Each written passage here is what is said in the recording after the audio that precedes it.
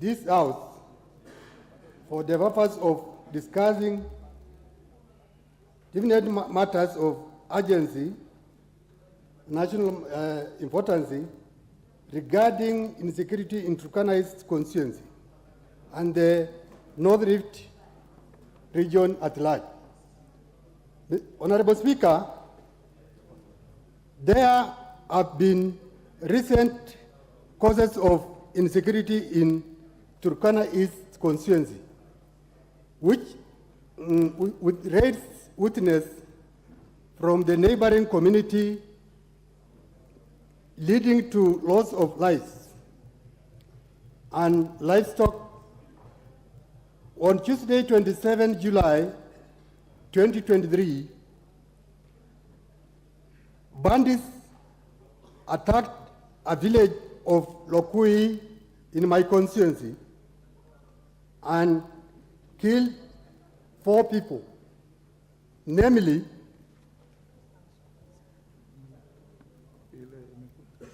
Ingwalan Eiton of ID number 24399833, Mr. Lotir Cheptai of ID number 20091399, and Mr. Lopem Akiyokori was killed by bandits believed to be from Tiate constituency. Honorable Speaker, it is against this background that I seek leave for the adjournment of this House to discuss the matters of great national concern with a view to exploit possible and lasting solutions for sustaining peace in Turkana East and North Rift region at large. Thank you, Honorable Speaker. Thank you, Nicholas. You need 20 members to stand in your support. It is overwhelming. Thank you, members. You may take your seats. You may take your seats. Honorable Nicholas, you will be given an opportunity to move your motion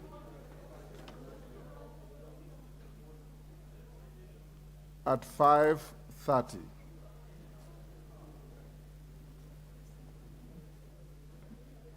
Before the next order, honorable members, allow me to acknowledge the following schools. In the Speaker's Gallery, we have State House Girls High School, Dagoretti North, Nairobi. Githunguri Township Primary, Githunguri, Kiambu. Jamhuri Estate Primary School, Kibra, Nairobi.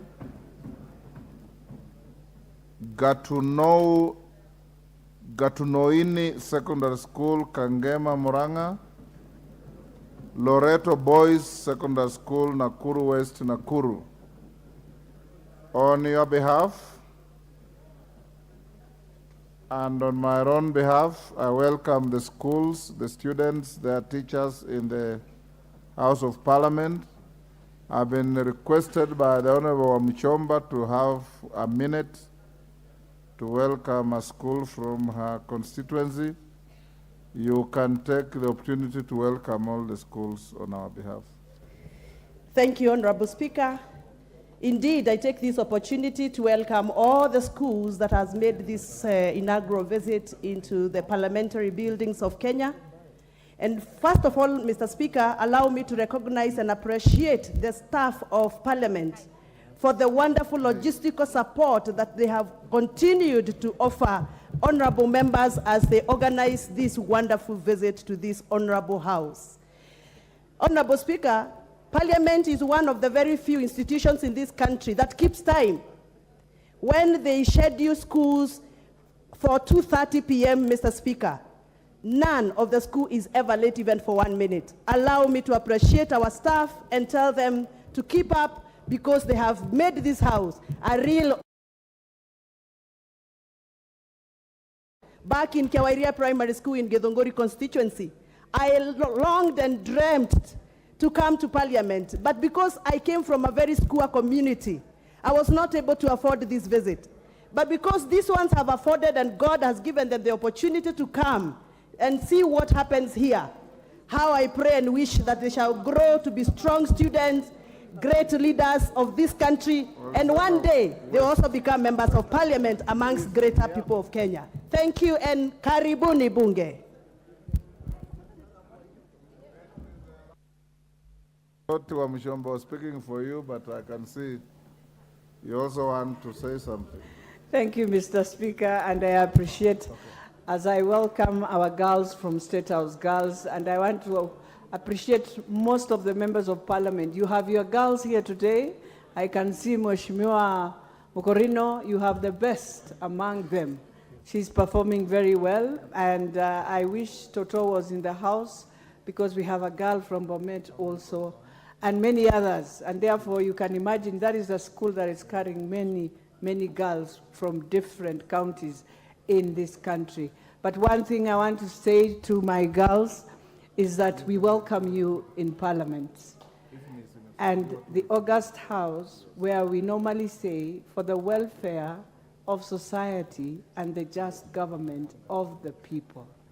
And today, as you sit there, I want to wish you well. And since you're doing history, I believe you've come to learn, but you look at how members also behave. And as you go, you'll realize we are one team. And so when we talk outside there, now you're in the house where we show this is Kenya. We are one team, we work for Kenyans, we serve Kenyans, and we are there to serve diligently, and more importantly, service to the people. So I welcome you, my girls, and I want to wish you well. I want to thank my teachers, and James, who has really held the team. Karibuni sana, and we shall have tea. Yes, thank you, Mr. Speaker. Thank you, Beatrice. Next order. Order number 7, questions and statements.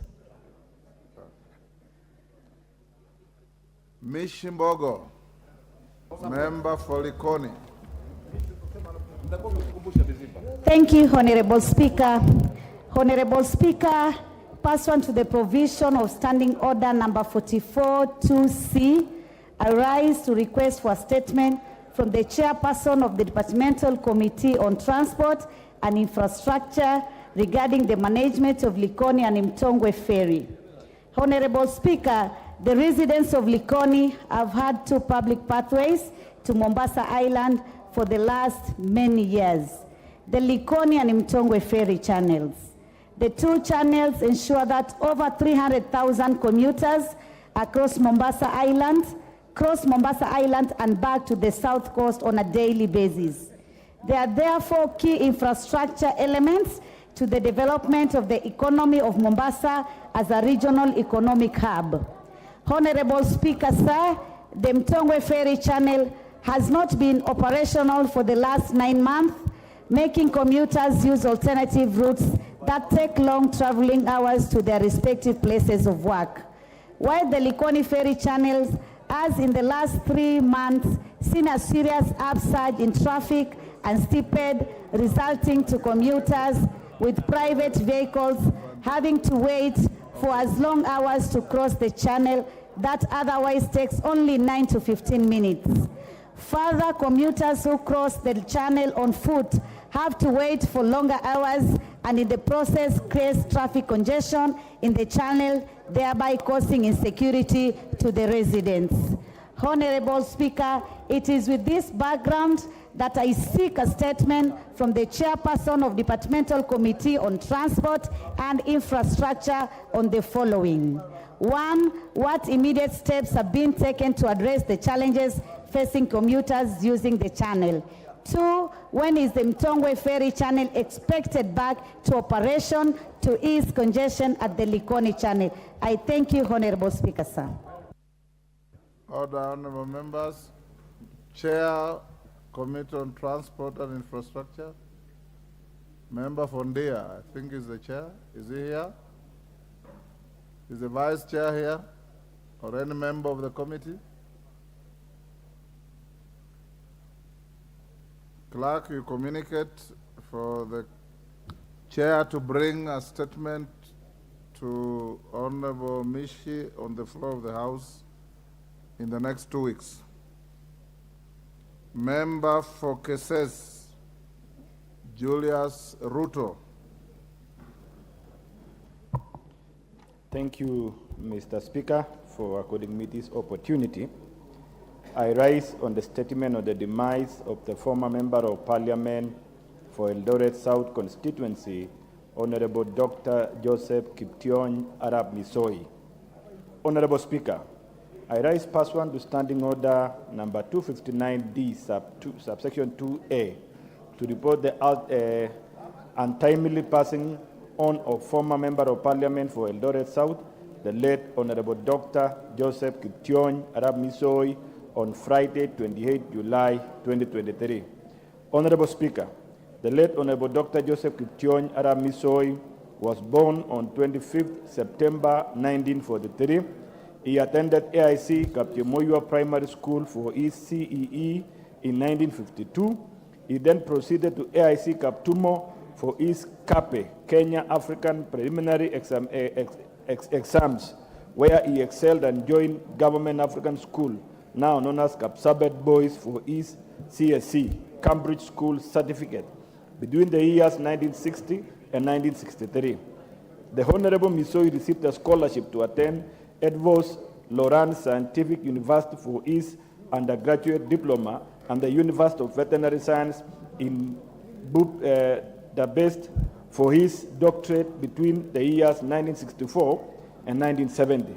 Thereafter, he proceeded to Copenhagen, Denmark, to the Royal Agricultural and Veterinary College for his advanced postgraduate in food, microbiology, and hygiene, where he was awarded a fellowship of the FAO Veterinary Faculty of the Royal Veterinary and Agricultural History.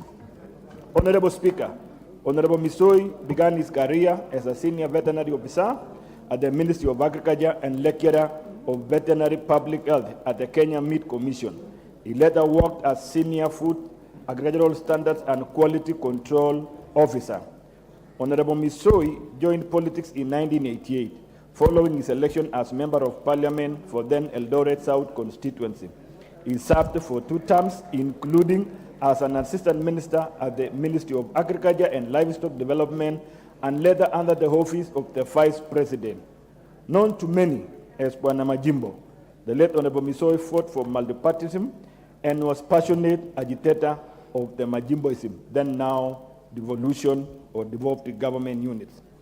In recent years, he served as the Director of Election at the Orange Democratic Movement Party, that is ODM. He is survived by his spouse and 6 children. Honorable Speaker, on my own behalf and the people of Keses constituency, I wish to take this opportunity to condole with the family of the late Dr. Joseph Kiption Arab Misoi, his relatives and friends, and the people of Kenya at large. May his soul rest in eternal peace. Thank you, Honorable Speaker, and probably allow me to use this to ask the honorable members to stand with the family during this difficult moment and offer any support that they can in this honorable house, as he was a member of this honorable house. Thank you so much, Mr. Speaker. Honorable members, the Honorable Dr. Joseph Misoi was a very active member of this house. He served in the 6th and 7th parliaments. Yours truly here was privileged to be with him in the 7th parliament, and he was an extremely committed member of the house. On my behalf and on behalf of the whole house, we extend our condolences to the family, and in respect to the late Honorable Misoi and those who want to know how active he was, you may visit the library and look at Hansard debates. He was famed for being the courageous member who blew the whistle that powder milk had arrived in the country from Ukraine after the Chernobyl disaster. I think it cost him his job as an assistant minister at the time. In respect of the letter of Misoi, I ask all members to be upstanding to observe a minute's silence. The students in the galleries, you may also stand.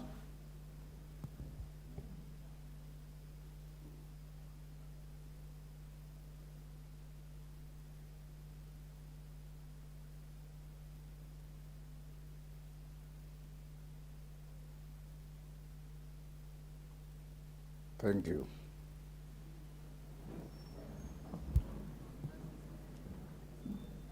I'll give 2 or 3 members an opportunity to eulogize the late Misoi. I'll start with Musa Sirma. Remember, those of you who are members of the ODM party, he was your Secretary General and your Executive Director. Thank you, Mr. Speaker. I would like to join the family and the people of the larger Keyo South in condoling the passing on of our great friend, Dr. Misoi. Misoi was with me in this parliament on the 7th parliament, and he was a great man. He debated very strongly in this house. Dr. Misoi, famously known as Dr. Majimbo, actually was one of the people who wanted devolution in this country. Majimbo at that time was significant to some, saying we're going to have different states, but they didn't understand that it was all about devolution. So Honorable Misoi, having served this house and served the people of Keyo South, I want to join the Member of Parliament for Eldoret South. I want to join the Member of Parliament for Keses in condoling this great man. Thank you, Mr. Speaker. Dr. Nyikalu. Thank you, Mr. Speaker, for giving me the opportunity to eulogize Dr. Misoi. Mr. Speaker, Dr. Misoi was a professional, hardcore professional, physical science professional who ventured into politics. And Mr. Speaker, it's not very easy for people of hardcore science-based professions to actually stick in politics and do well, because the realities of politics quite often conflict with the perception concept in politics. The physical scientists believe that there is clear, white, and black, which is not what it is in politics. Despite that, he was committed to the service of Kenyans, he was committed to his principles, and I interacted with him several times before I even came into politics, and this thing he was called Majimbo, he actually meant that people in all parts of Kenya should get the services regardless of who is in power. And Mr. Speaker, as he was committed to these principles, he also defied what sometimes is very difficult in our circumstances, particularly in Africa, where politics tend to take ethnic lines. And to that extent, he remained a hardcore member, a committed member of the Orange Democratic Party, even when at times it looks illogical that looking at geopolitics, he should still be there. He stayed there, he was steadfast, he held the positions that he held until his demise. So, Mr. Speaker, this is not the usual ordinary politician, but a committed man who believed in this principle at any cost, sometimes even at expense to himself, as you have been told about the milk in Ukraine. I know with this background, that is something he could not accept, whatever the circumstances were. Therefore, Mr. Speaker, I take this opportunity to eulogize it on behalf of the people of Seme, and on my own behalf, we pass our greatest apologies, our heartfelt condolences to the people who have lost their great leader, Dr. Misoi. And I think we all in the ODM fraternity appreciate how committed he was. Thank you, Mr. Speaker. Chep Konga. Thank you, Honorable Speaker. I would like to join the Member of Parliament for Keses in condoling the family for the very unfortunate loss of indeed a person that I would say he was a great man. Dr. Misoi, Mr. Speaker, happened to be a neighbor of his in his constituency. Although I live in Ainabkoi, but I have also a property close to him. I have known him, Mr. Speaker, as a man who stands for what he thinks is right, and he doesn't leave. Whenever I meet him, he would tell me, you people, why don't you do politics in the right way? People who are not firm on something. And that is the reason why, when we left ODM in 2007, Mr. Speaker, after the elections, he continued to remain in ODM himself up to today. He never left. He's dead now. Yes, although he's dead.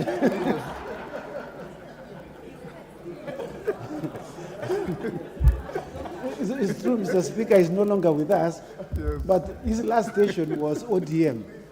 Yeah, he's still with you in spirit. So, Mr. Speaker, so he is one man who has defied all odds. In fact, he was the only ODM member in that area. It's called Chepolol, Mr. Speaker.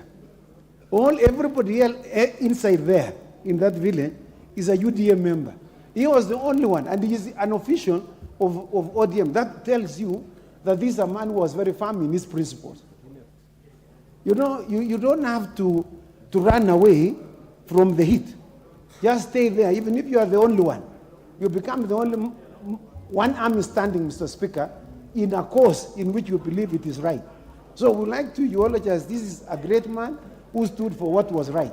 And we want to convey, on behalf of the people of Ainabkoi, to convey our very sincere condolences to the family of the late Dr. Misoi. I thank you, Mr. Speaker. Ferdinand.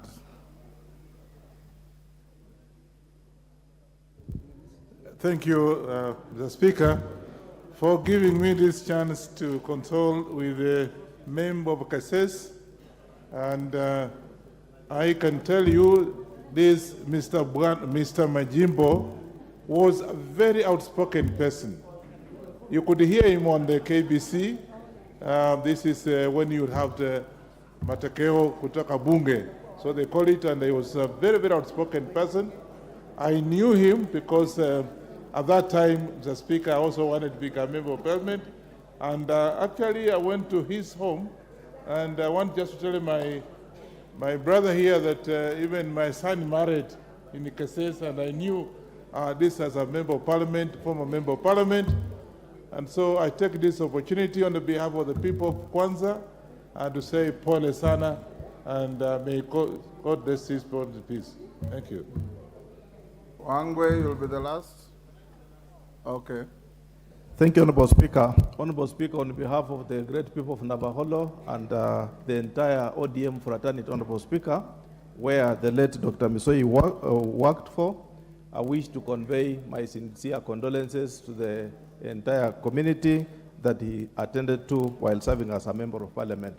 Honorable Speaker, Swahili people say, ukiona vyaelea vyaundwa. When you see ODM today, it's because, Honorable Speaker, Dr. Misoi was, and he existed then as SG and later on served as Executive Director. Honorable Speaker, we enjoy what he served, what he did for us, and wish him well as he rests in his eternity.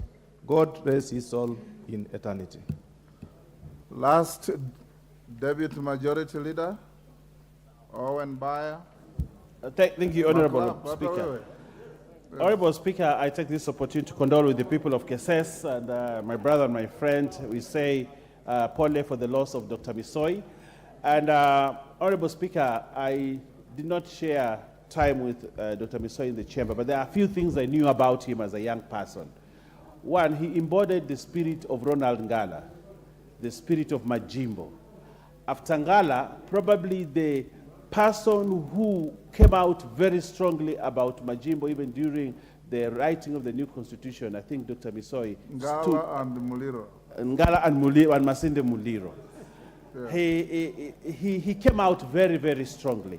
And it reminds me, Honorable Speaker, of the tripartite life between the Western Kenya coast and Rift Valley during that time when KADU was formed, and the strength with which KADU brought into the democratization process of this country. So we'll always remember Dr. Misoi for his astuteness and his contribution to this parliament and how he served his people of Keses in this parliament. Honorable Speaker, there are many lessons we learned from this great man. And one of them is that staying and being active in parliament pays, such that young people who were young then can still remember someone. I want to ask the young members of parliament here to emulate Dr. Misoi. Stay in this house, contribute, make a contribution so that one day when we have to sign your book outside there, people can say things about you because you served this country, not in the streets, not anywhere else, but you made a contribution in this parliament. I thank you, and I pray that God rest his spirit in eternal peace. Thank you, Honorable Speaker. Okay, Maklap, I'll give you 2 minutes. Thank you, Mr. Speaker. I'm sure I also want to join my colleague, Honorable Ruto from Keses, which was formerly Eldoret South, where the late Dr. Joseph Misoi was a member of parliament. Mr. Speaker, at my youthful age, as an admiring politician, I admired Joseph Misoi for principles. That is a person that believed in Kenya. Very few of us politicians today believe in personalities instead of believing in their country. Dr. Joseph Misoi, a veterinary doctor, is one astute, challenging politician who believed in Kenya and wanted devolution as a way of changing lives of the people of Kenya that live in far-flung areas or they have been marginalized by regimes and governments. Mr. Speaker, I admired him as an academician, as a person who had a focus and steadfastness in his ideologies for Kenya. Mr. Speaker, that is one son of the Kalenjin nation who actually had joined their forefathers, who actually wanted Kenya to become a federal state or a Machimbo state at the onset of independence. Mr. Speaker, may his soul rest in peace. Thank you, Mr. Speaker.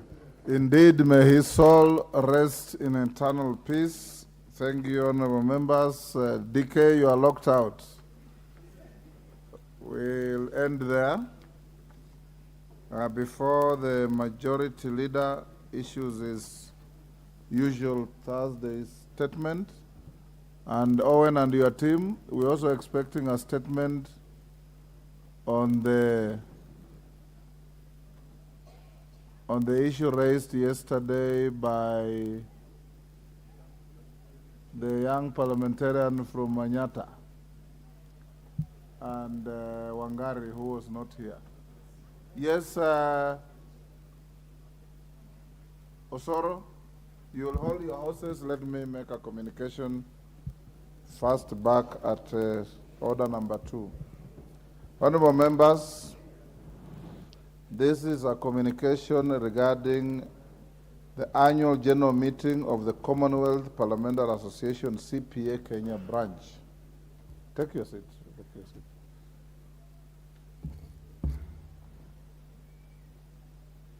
Honorable members, the Commonwealth Parliamentary Association, CPA, is an international organization that brings together parliamentarians from 180 parliaments and legislatures of countries and territories within the Commonwealth community.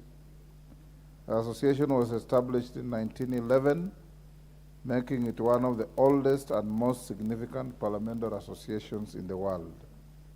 The CPA's main objectives are to promote parliamentary democracy, provide a platform for parliamentarians and parliamentary staff to exchange ideas and best practices, and foster cooperation among member countries.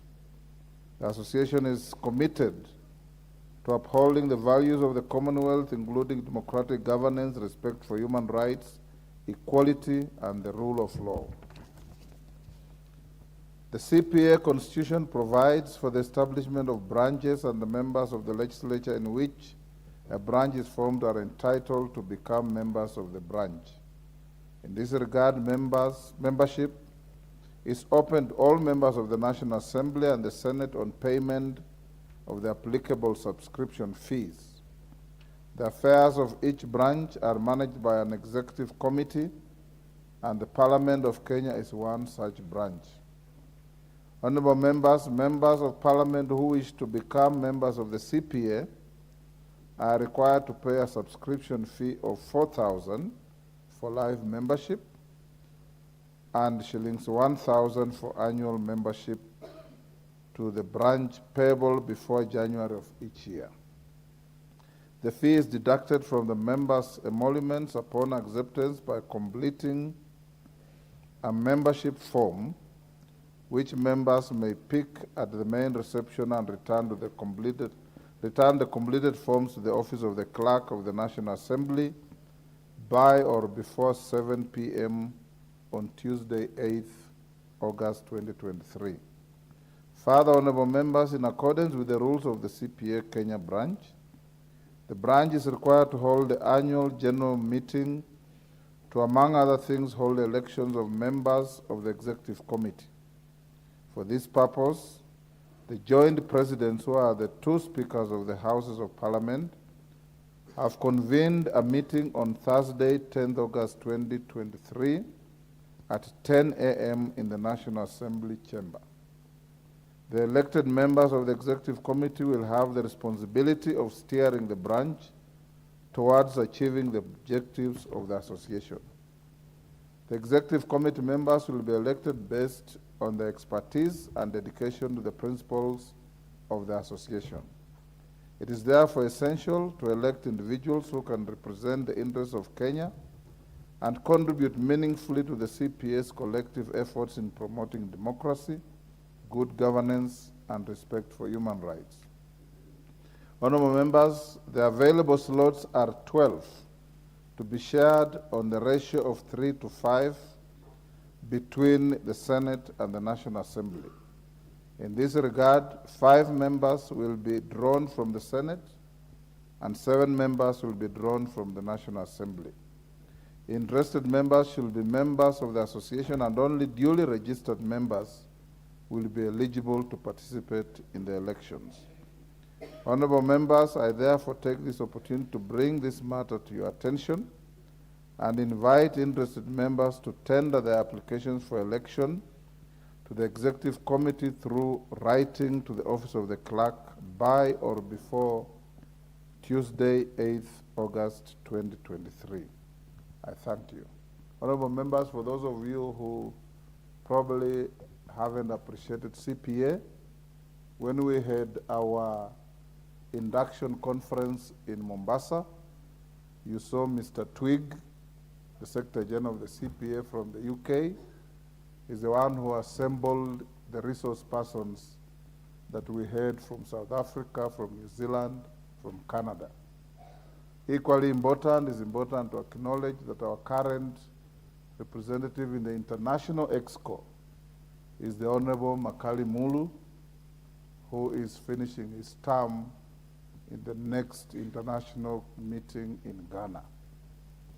Equally important, it's good to inform you that you, as truly here, was the first to serve in the International Exco of the CPA.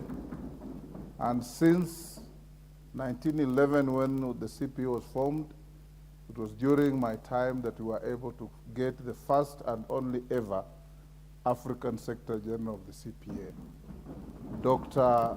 Ferdinand Shija, the late, from the Republic of Tanzania. And I was his campaign manager during the time he was elected. More important engagements in the CPA includes opportunities to travel to almost each and every corner of the Commonwealth You may recall during the bragging rights of the British that the sun never set on the British Empire. So from Tonga to Canada to everywhere, that is where the CPA is. Those of you who want to be elected, register and campaign among your members because you are the electorate, so that you can be elected to the CPA Kenya branch executive. It is not shaped on any party lines, but your leaders can do horse trading if they wish, so that we get a real vibrant membership. Before the elections you are going to hold, I should inform the House that I had nominated the Honorable Beatrice Adagala and the Honorable John Paul to represent Kenya in the just concluded CPA conference in Cameroon in West Africa. So get ready for your elections next Thursday. They will be presided over by the two speakers of the National Assembly and the Senate.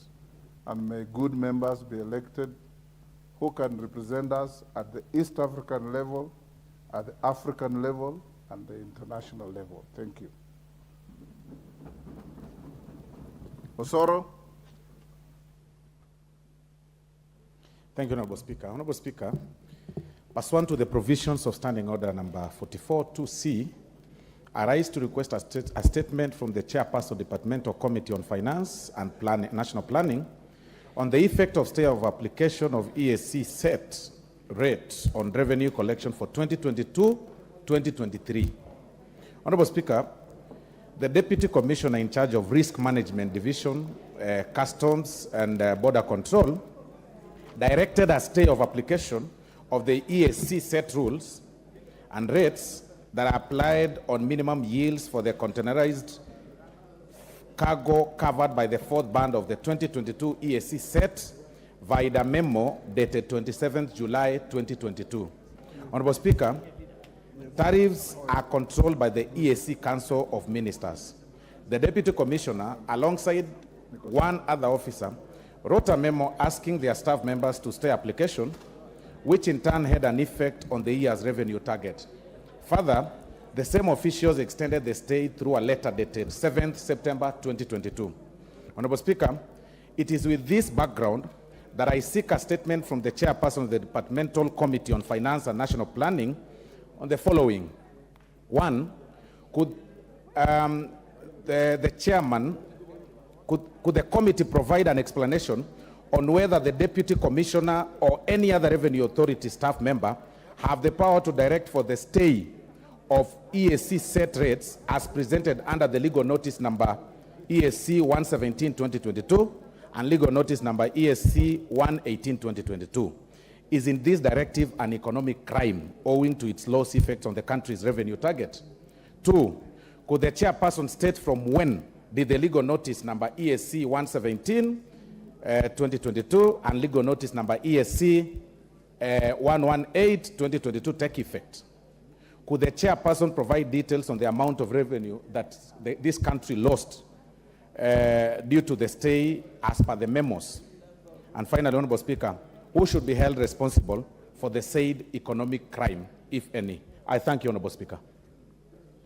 Thank you, Honorable Soro. Where is the chairman of the Finance Committee or members? Benja?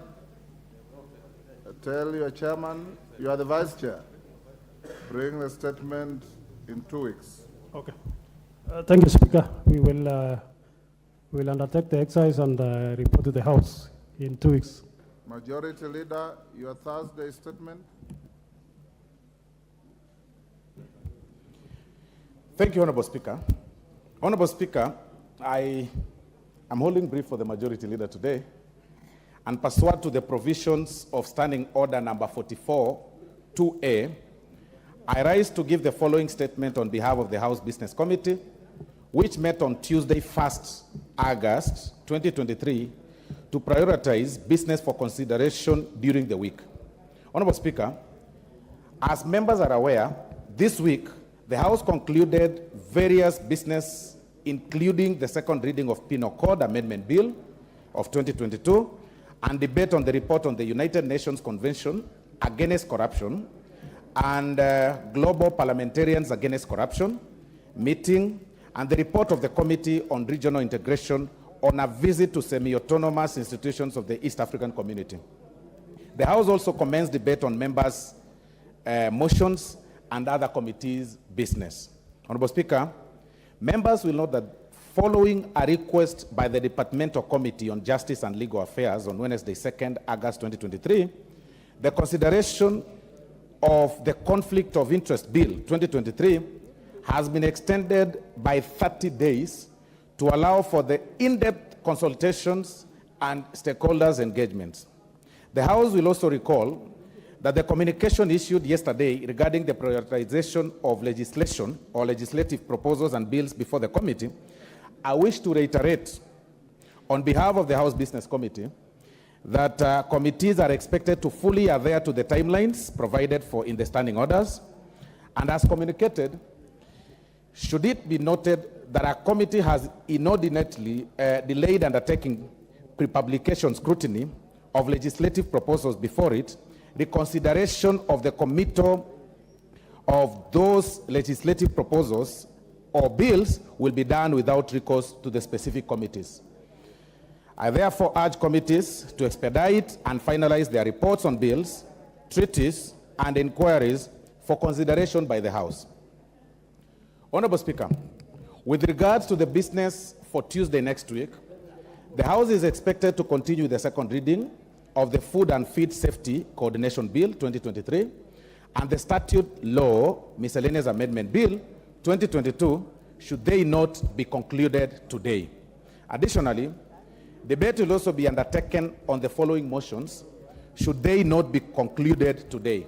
Number one, inquiry into the maize flour subsidy program for the financial year 2022-2023, consideration of reports of the Auditor General on the financial statement for various funds, consideration of the report of the Auditor General on the financial statements of the state corporations, and that is regulatory and governance agencies. 4, consideration of the excise duty regulations 2023 amendment. 5, consideration of the excise duty, the excisable goods management system amendment regulations 2023, and finally 6, the report of the Kenyan delegation to the 146th Assembly of the Interparliamentary Union and related meetings. Honorable Speaker, in accordance with the provisions of Standing Order number 42A5 and 6, I wish to notify the House that the following cabinet secretaries are scheduled to appear to respond to questions on the afternoon of Wednesday, the 9th August 2023. The Cabinet Secretary for Defense will be responding to the following questions. Number 1, the question number 229 of 2023 by the member for Mwingi North constituency, Honorable Paul Nzengu, MP, regarding the deployment of Kenya Defense Forces troops in the Democratic Republic of Congo. Question number 230 of 2023 by the member for Kasheliba, Honorable Titus Lotte, MP, regarding alleged malpractices during the KDF recruitment exercise. 3, question number 311 of 2023 by the nominated member, Honorable Ali Abdisirat, regarding the death of Miss Naima Abbas, a minor, and Miss Elmia Abbas in the Div area of Wajir County. Question number 4, it's question number 312 of 2023 by the member for Moyale constituency, Honorable Professor Guyo Jaldesa, regarding the settlement of the Kenya Defense Forces in Odha Camp, Moyale constituency. Question number 5 will be the question number 313 of 2023 by the member of member for Muiben constituency, the Honorable Phyllis Barto, regarding the compensation of Corporal Jackson Kimeli Cheriot on ex-service member, an ex-service member.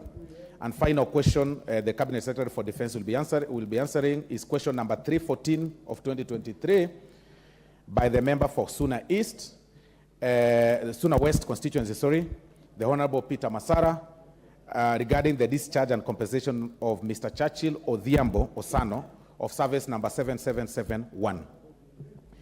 The other cabinet secretary that will be answering question is the cabinet secretary for investment, trade, and industry to respond to the following questions. Question number 110 of 2023 by the member for Sirisia constituency, Honorable John Waluke, MP, regarding the impact of excise duty imposed on manufacturers in the beverage industry. Question number 140 of 2023 by the member for Konoin constituency, Honorable Brighton Yegon, regarding the importation of fully finished foreign product edible oils into the country. There's also question number 141, Honorable Speaker, of 2023 by the member for Madare constituency, Honorable Anthony Oluoch, regarding the reinstatement of Mr. Ezekiel Owuor Otieno as the substantive CEO of the Export Processing Zone, that is the EPZ. There's also, Honorable Speaker, there's also a question number 142 by the member for Kabete constituency, the Honorable Gedua Wamashukuru, regarding the sale of the Gashiko liquor popularly sold in Kiambu County. And there is also the question by Honorable Peter Masala, that is question number 330 of 2023, that regards the foreign assignments undertaken by the Cabinet Secretary and the expenditure of the delegation.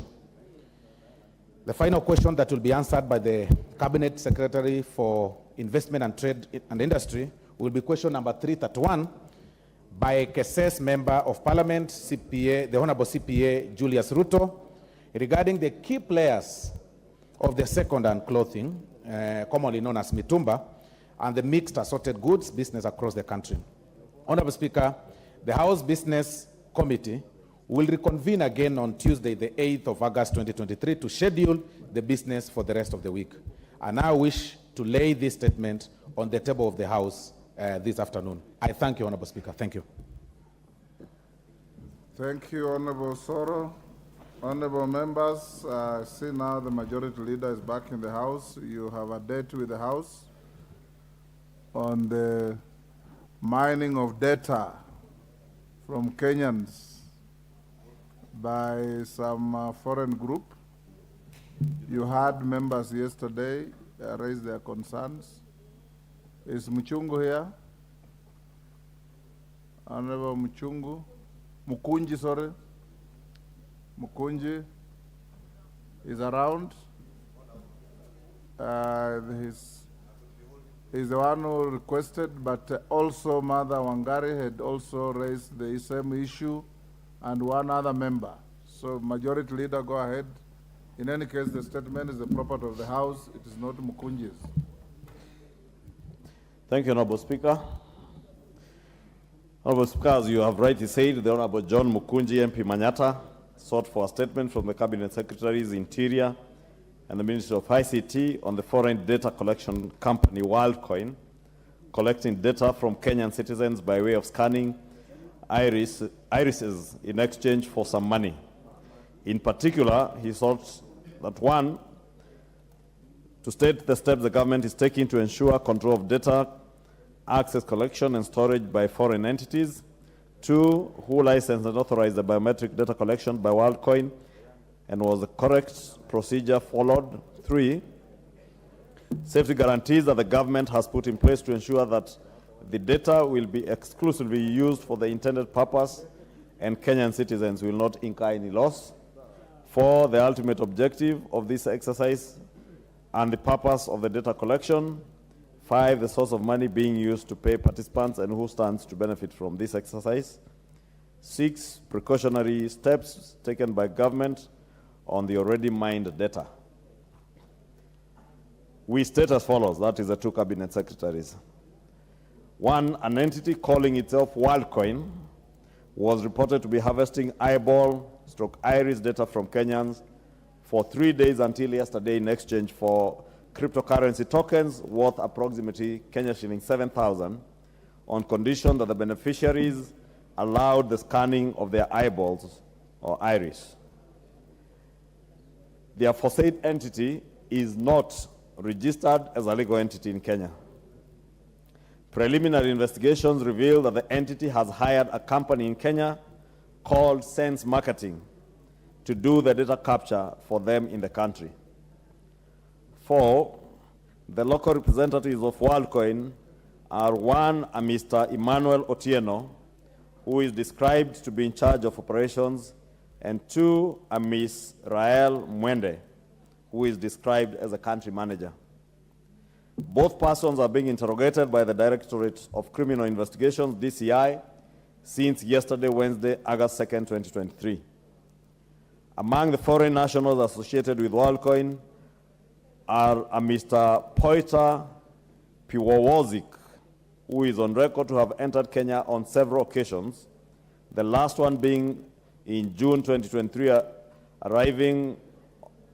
whose arrival was on 11th of June 2023 and departure on the 25th of June 2023. Yesterday, the government, through the Ministry of Interior and National Administration, suspended the activities of WorldCoin in Kenya. Consequently, criminal investigations have commenced to establish the authenticity and legality of the aforesaid activities, the safety and protection of the data being harvested, and how the harvesters intend to use the data. 9, further, it will be critical that assurances of public safety and the integrity of the financial transactions involving such a large number of citizens be satisfactorily provided upfront. All the activities of WorldCoin and any other entity that may be similarly engaging the people of Kenya until relevant public agencies certify the absence of any risks to the general public whatsoever. As a precautionary measure, the immigration authorities have been directed to ensure that no persons, whether Kenyan or foreign nationals, associated with the entity leaves Kenya without the clearance of the Director of Criminal Investigations, who is in charge of the ongoing investigations. The investigations will also cover any persons of interest who may be outside the territory of Kenya in accordance with relevant international procedures and protocols on mutual legal assistance, MLA, and the exercise of extraterritorial jurisdiction. Earlier, the Office of the Data Protection Commissioner learned that the company had set up booths across the country to scan the iris of interested Kenyans on the 19th of April 2022. This was in anticipation of the launch of their cryptocurrency, which happened last week. The Office of the Data Protection Commissioner commenced its assessment of the organization in May of 2022. In the course of its assessments, the office initially suspended the operations of WorldCoin in May 2022 for a period of 60 days to ascertain the lawful basis and safeguards adopted by WorldCoin. Subsequently, the Office of the Data Protection Commissioner conducted a spot check on the 25th May 2023.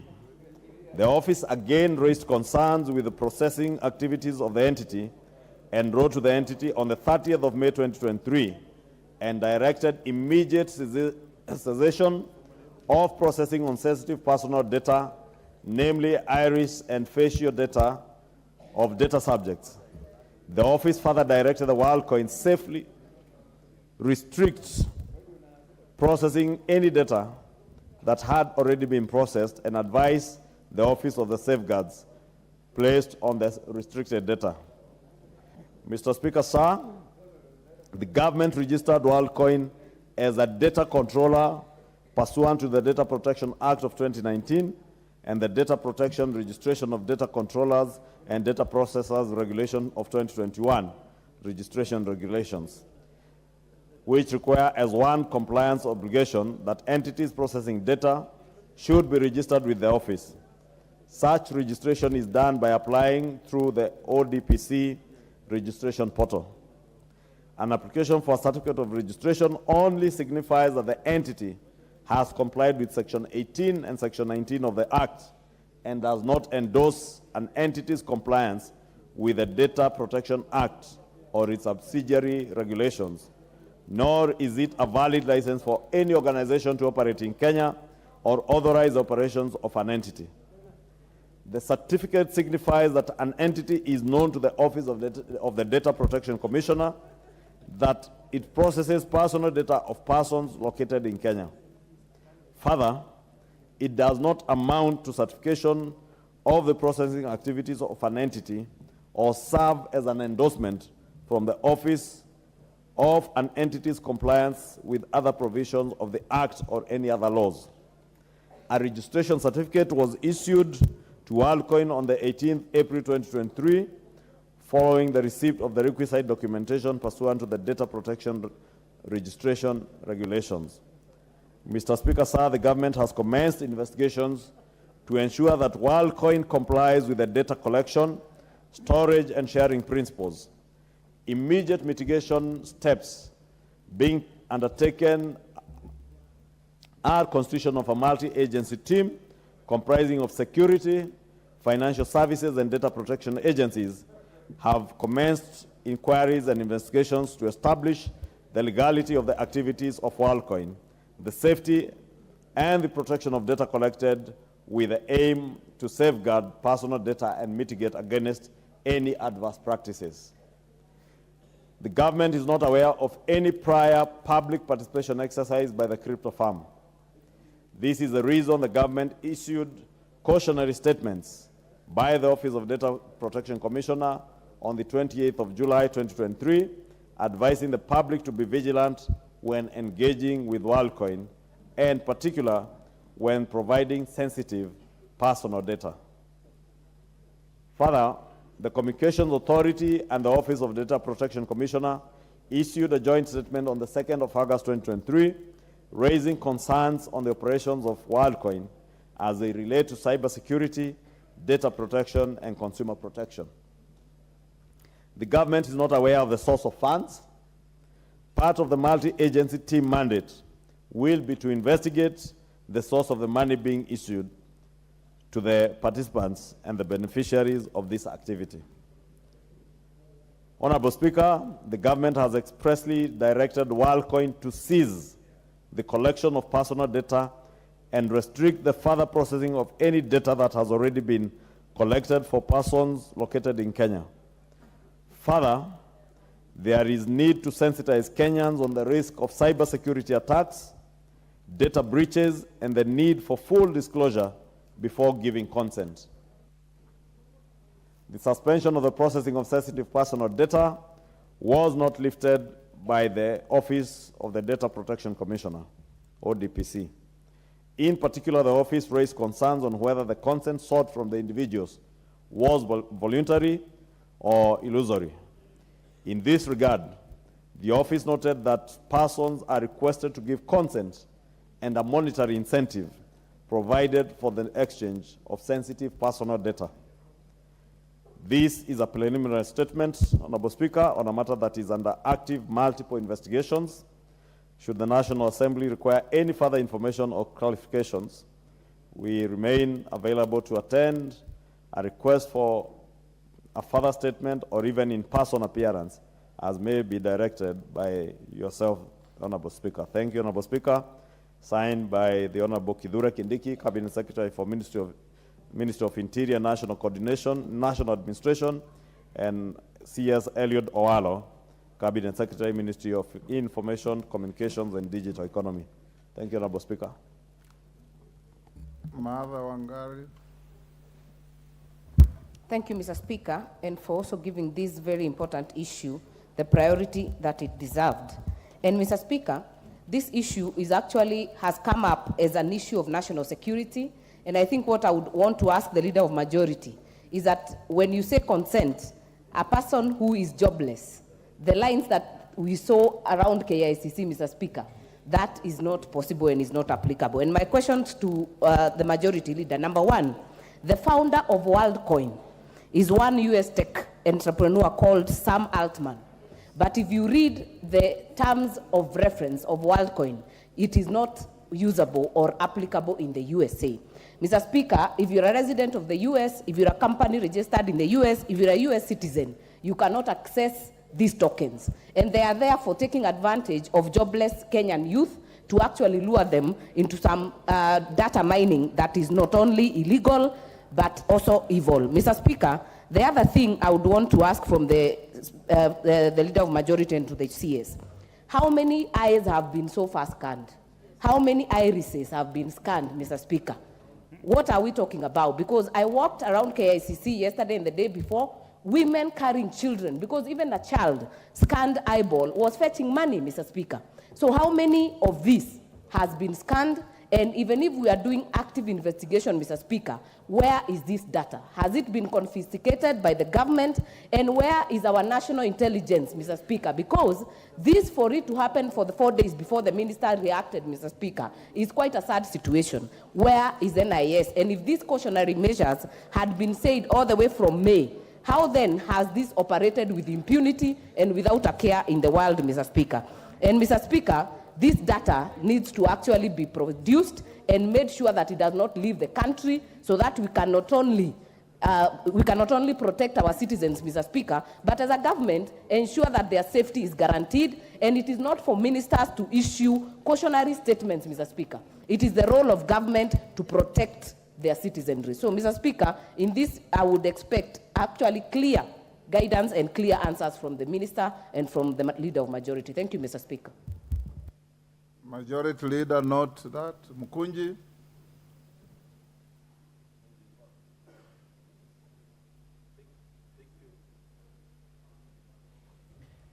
Take the next mic, yeah.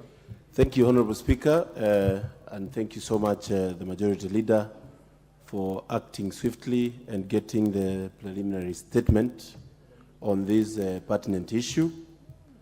I also want to appreciate the fact that we have the two cabinet secretaries now agreeing on some issues and signing the same document.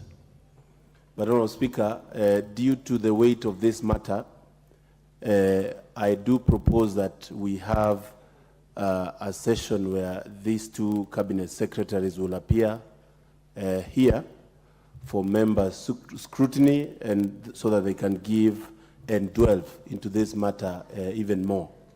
And, Honorable Speaker, a simple Google onto the owner of WorldCoin, I also came to know he is also the owner of another company called ChatGPT, which is a company that is working on artificial intelligence. And, Honorable Speaker, also reading onto the issue of ChatGPT, it is a company that went on here and used our young people by giving them online jobs to do homeworks and do exercises and questions online, and use the same questions to craft essays online that can be downloaded everywhere in the world. Today, Honorable Speaker, if you go to ChatGPT and describe Honorable Etangula with 300 words, it will give you every single side of what you have done in this life, Honorable Speaker.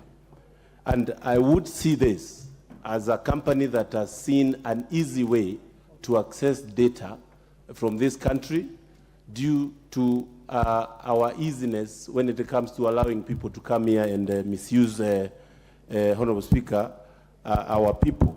And I agree with the Honorable Wangari that it is upon the government to ensure we don't have our young people being misused for a few coins, Honorable Speaker. And one of the next frontier, Honorable Speaker, for these rich fellas in the US is the sale of data. This data is sold to the US military, to FBI, to all manner of organizations for quite huge sums of money. And Honorable Speaker, as I said yesterday, it is not a wonder to find people really even impersonating yours truly or another member here because of the data that they have, because that can happen, Honorable Speaker. So I would really call upon this House to check on how we can improve the strictness of our protection of data through the relevant laws, and also, Honorable Speaker, to control whoever comes here in the name of getting information from our people, and for what reason, Honorable Speaker. Up today, I've listened to this matter. I would like to know, Honorable Speaker, how many people were able to sign up for this WorldCoin, and how many people irises have been signed up. Among the data that we are ignoring, Honorable Speaker, that was being asked for, there was the issue of contact. The people on somebody's phone book was also among the data that was being signed up. So, Honorable Speaker, maybe you passed by your village and one of the young people got your number, and by the fact that you went there and signed up, you yourself also is on the line of giving these guys your information, Honorable Speaker. This is not an issue that we can ignore as a House. This is an issue that we have to take it with the seriousness that it deserves, Honorable Speaker. Thank you very much. Deputy Speaker. Then we'll come to you, Janelle. Thank you, Honorable Speaker, for the opportunity to be able to lend my voice to this very important matter. I think it's well and good that we have a response by the Minister for ICT and also the Minister for Internal Security. But this matter is bigger than we actually think it is. This is a national security matter. Because if an organization has the data of your citizens, one day you might have to buy it from them because they'll have more information about our citizens and have better sensors than we even have ourselves. This is also an issue that touches on the Central Bank of Kenya. Central Bank of Kenya has never pronounced itself on cryptocurrency and bitcoins and all that. Central Bank of Kenya also needs to get involved. The Communications Authority must also look at this issue. I also call upon the customs officials, because when any equipment comes into the country, they usually will charge tax on it. What was that equipment logged in as, and why were they coming into the country? Because I even know recently when I had a medical camp in Uasin Gishu County, the medical equipment that was brought in had to be cleared at customs, and you must declare the purpose for which you're bringing the equipment into the country. So how did this pass through our airports? And if we recall as Kenyans, the reason why Kenyans went to court on the issue of Huduma number, it was because of harvesting people's data without any clear methodology or understanding on the way that that data will be protected. So this is not just about the data commissioner, it's about the various aspects, the various institutions within our country. And I think it is our responsibility as Parliament to make sure that we set regulations. I did some research today and discovered that UNESCO has pronounced itself on this matter, and so has the European Union, and they are in the process of setting up guidelines. Namibia has a bill that is currently, that has been passed in their parliament. Either it's coming into force soon or it's in the process of coming into force. Again, we must take the lead as Parliament and have that legislation so that we set guidelines, because artificial intelligence is here with us and it's not going to leave. In fact, if we just say we are getting rid of WorldCoin, and even if we deport them out of Kenya, remember they can still reach individuals in Kenya through Facebook, through Twitter, and so on. And remember, many of you parliamentarians here have you open your phone using facial recognition. That's already the same concept. So they can still recruit our young people in Kenya using those other social media channels. Hence the reason why it's important that we must have legislation to be able to deal with it. By the time we've just discovered that they're here because they were at KICC. But remember, I'm told they have more than 20 centers around the country. And they have been undertaking work with various institutions in Kenya. I checked their website earlier, and on their website, some of the people who are supporting them is Africa AI, Bowman's, which is one of the biggest law firms in Kenya, Strathmore University, Nairobi County. All these are already their partners here in Kenya. So they could have harvested much more data than we know about. What we saw was public, and all that is available on their website. So I call upon Honorable Speaker that members of Parliament will, I will personally be looking at the Namibia legislation and see how we can bring legislation to deal with this. Thank you, Honorable Speaker. To Mohammed. Thank you, Mr. Speaker. Mr. Speaker, I listened very keenly to the statement by the majority leader. Mr. Speaker, the statement is not carrying detailed information about this issue. Even though he has said it's just a preliminary statement, I think the House deserves more detailed information than this, because this affects the life of Kenyans. Mr. Speaker, I'm happy that the matter was stopped urgently, but because this could have been very dangerous. You wouldn't know what this data will have been used for. In this era of digital, world, this could be another digital Shakahola. People could have been, something could have happened that you're not sure. But Mr. Speaker, the biggest problem also I'm seeing here is a problem that us Africans have. We don't take responsibility. Somebody has left on the job here. Because if you listen to the statement, Mr. Speaker, of the majority leader, the majority leader was clear that these people were licensed on 18th of April 2023. So these people have been around, they were licensed, they were, they put tent in a big installation here in the city center at KICC. They were not doing this work inside, dingy places. These are people who are sure of what they are doing. It looks like they had all backings that they need to do their work in a daylight at KICC. So, Mr. Speaker, me, in my view, is I propose to you that we need to hand over this matter to a committee of Parliament, either the ICT committee or a special committee that can bring back a detailed report on this matter to the House, Mr. Speaker. Because the world is moving to AI, to artificial intelligence. There are a lot of things happening in the world, Mr. Speaker. And if we don't protect our people from those kind of issues, Mr. Speaker, they will become very vulnerable. I was told when the iris of the people were being taken, they were being paid 7,000 shillings. I was being told yesterday. Mr. Speaker, the level of poverty around, if you tell somebody, let me give you 20,000, I remove your eye, he will tell you, just remove it. Then next week I'll come for the second one. Again, you remove it so that I get 40,000. Mr. Speaker, people are being misused because of the poverty levels, Mr. Speaker. So, Mr. Speaker, it is our responsibility to protect them so that they don't become vulnerable to people who have ulterior motives to use. Mr. Speaker, with those few remarks, I want to urge that this matter should not end with a statement. This matter is bigger than a statement. This matter, a committee of this House should be seized of this matter. Otherwise, Mr. Speaker, in Parliament, your former House is known for taking over many things. You will hear now a select committee of Senate investigating WorldCoin. I know them. So this is where this matter should be discussed, Mr. Speaker. They are very good in doing things. So, Mr. Speaker, let us look into this matter deeply so that we get to know what is inside this matter properly. Thank you, Mr. Speaker. David Ocheng. Thank you so much, Mr. Speaker. Mr. Speaker, I just want to pick from where Honorable Janet has left.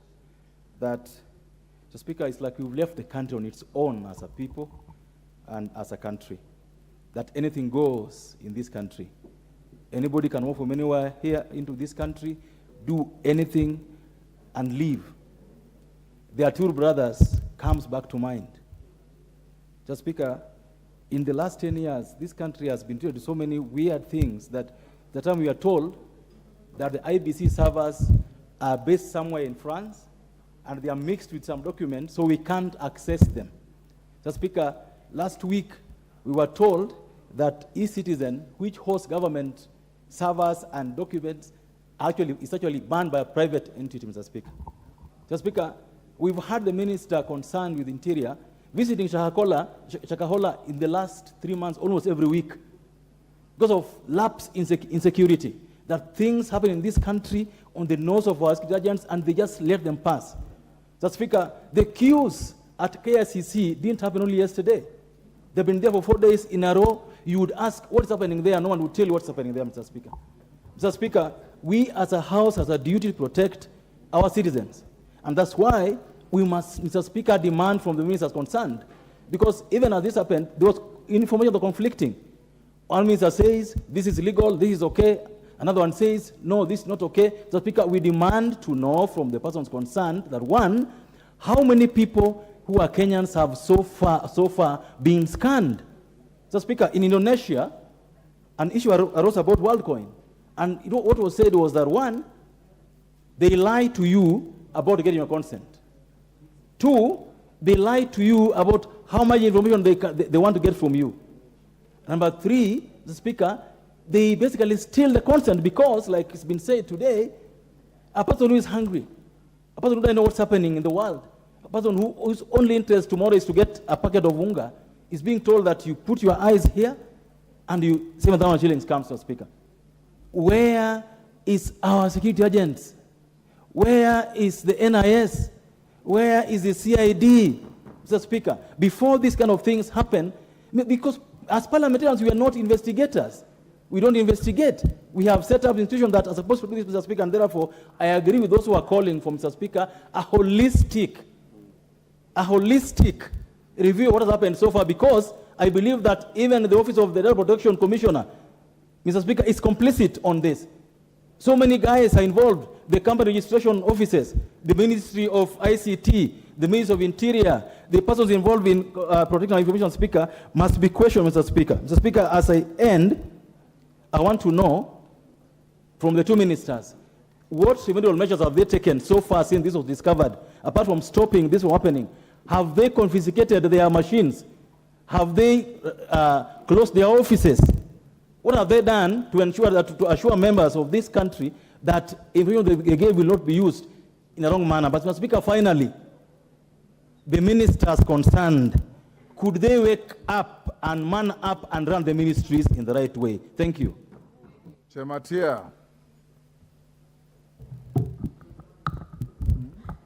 Thank you so much, Mr. Speaker. I want to also take this opportunity to add my voice on this matter of WorldCoin. Mr. Speaker, the world today is technology and forever. First thing, we as a house, we need to realize that we might not be in a position to run away from technology. But again, I also want to concur with what Honorable Ochenga said, that this country is experiencing very unfortunate situations. Apart from the shakaolas we hear every day, apart from problems that people go through, you cannot imagine at 20 minutes that WorldCoin has been in this country for the last several months. They have been collecting this information of people, and it has not been reported. I still want to ask, what happened with NIS, which actually is fettered with a lot of public coffers? It is one of the departments that gets almost anything they want. Unfortunately, Mr. Speaker, today, we don't know exactly what the information that they have collected through HIRIS biometric is going to be used, and how many so far, whether we are able to recollect back, or whether you are going to confiscate even as you do your investigations, and who is using it, and for what purposes. I know if you keenly look at what this tech company does, is they do a lot of research.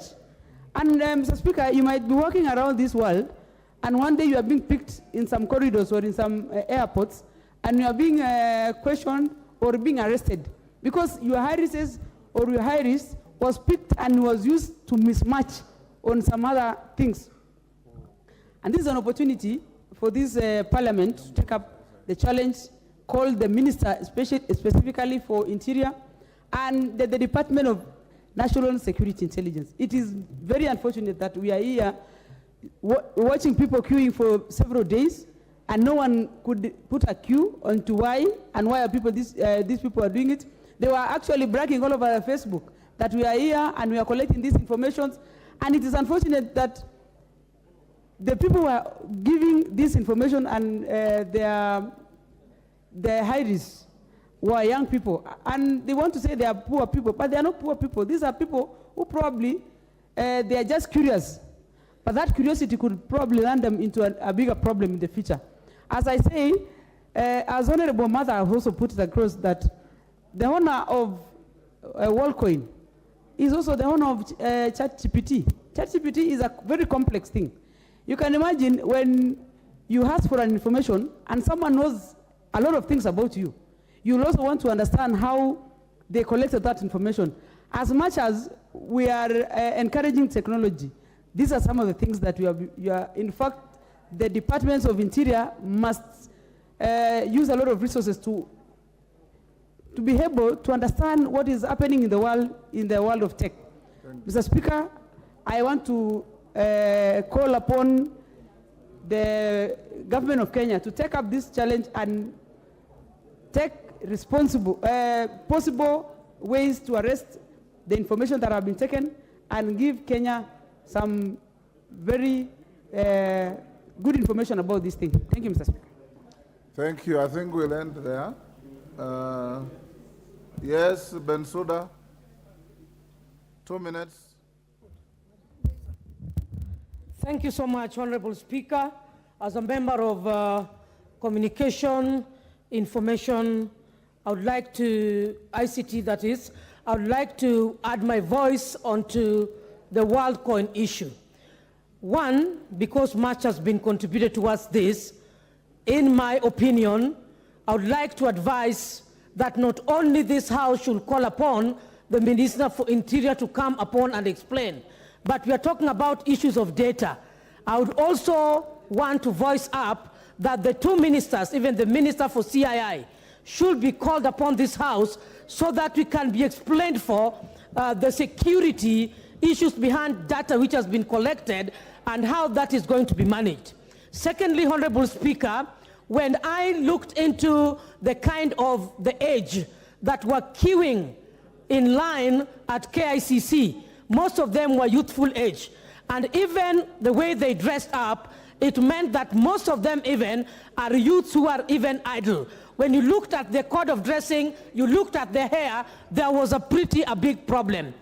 Number three, Honorable Speaker, when I had the contribution of the Deputy Speaker, I want to support that the targeted areas, in my opinion, was also youths, because Strathmore is an institution which most of our youths in this country are learning. When we talk about Nairobi County, the same. So even the person who is behind the WorldCoin, this is not somebody who shall not just park and go home. Questions and gaps are there. Why were they queuing? Who allowed them to occupy KICC, which is a serious government institution? I think we are threatened as a country, and so I agree with the President's information yesterday that some of our officers are very incompetent to an extent that he knows much of the things which happens in various ministries and others do not know. We are sleeping in our jobs. I fully support the President on this, and I want him to cascade seriously on the Interior Minister and the Minister for CII. Thank you, Honorable Speaker.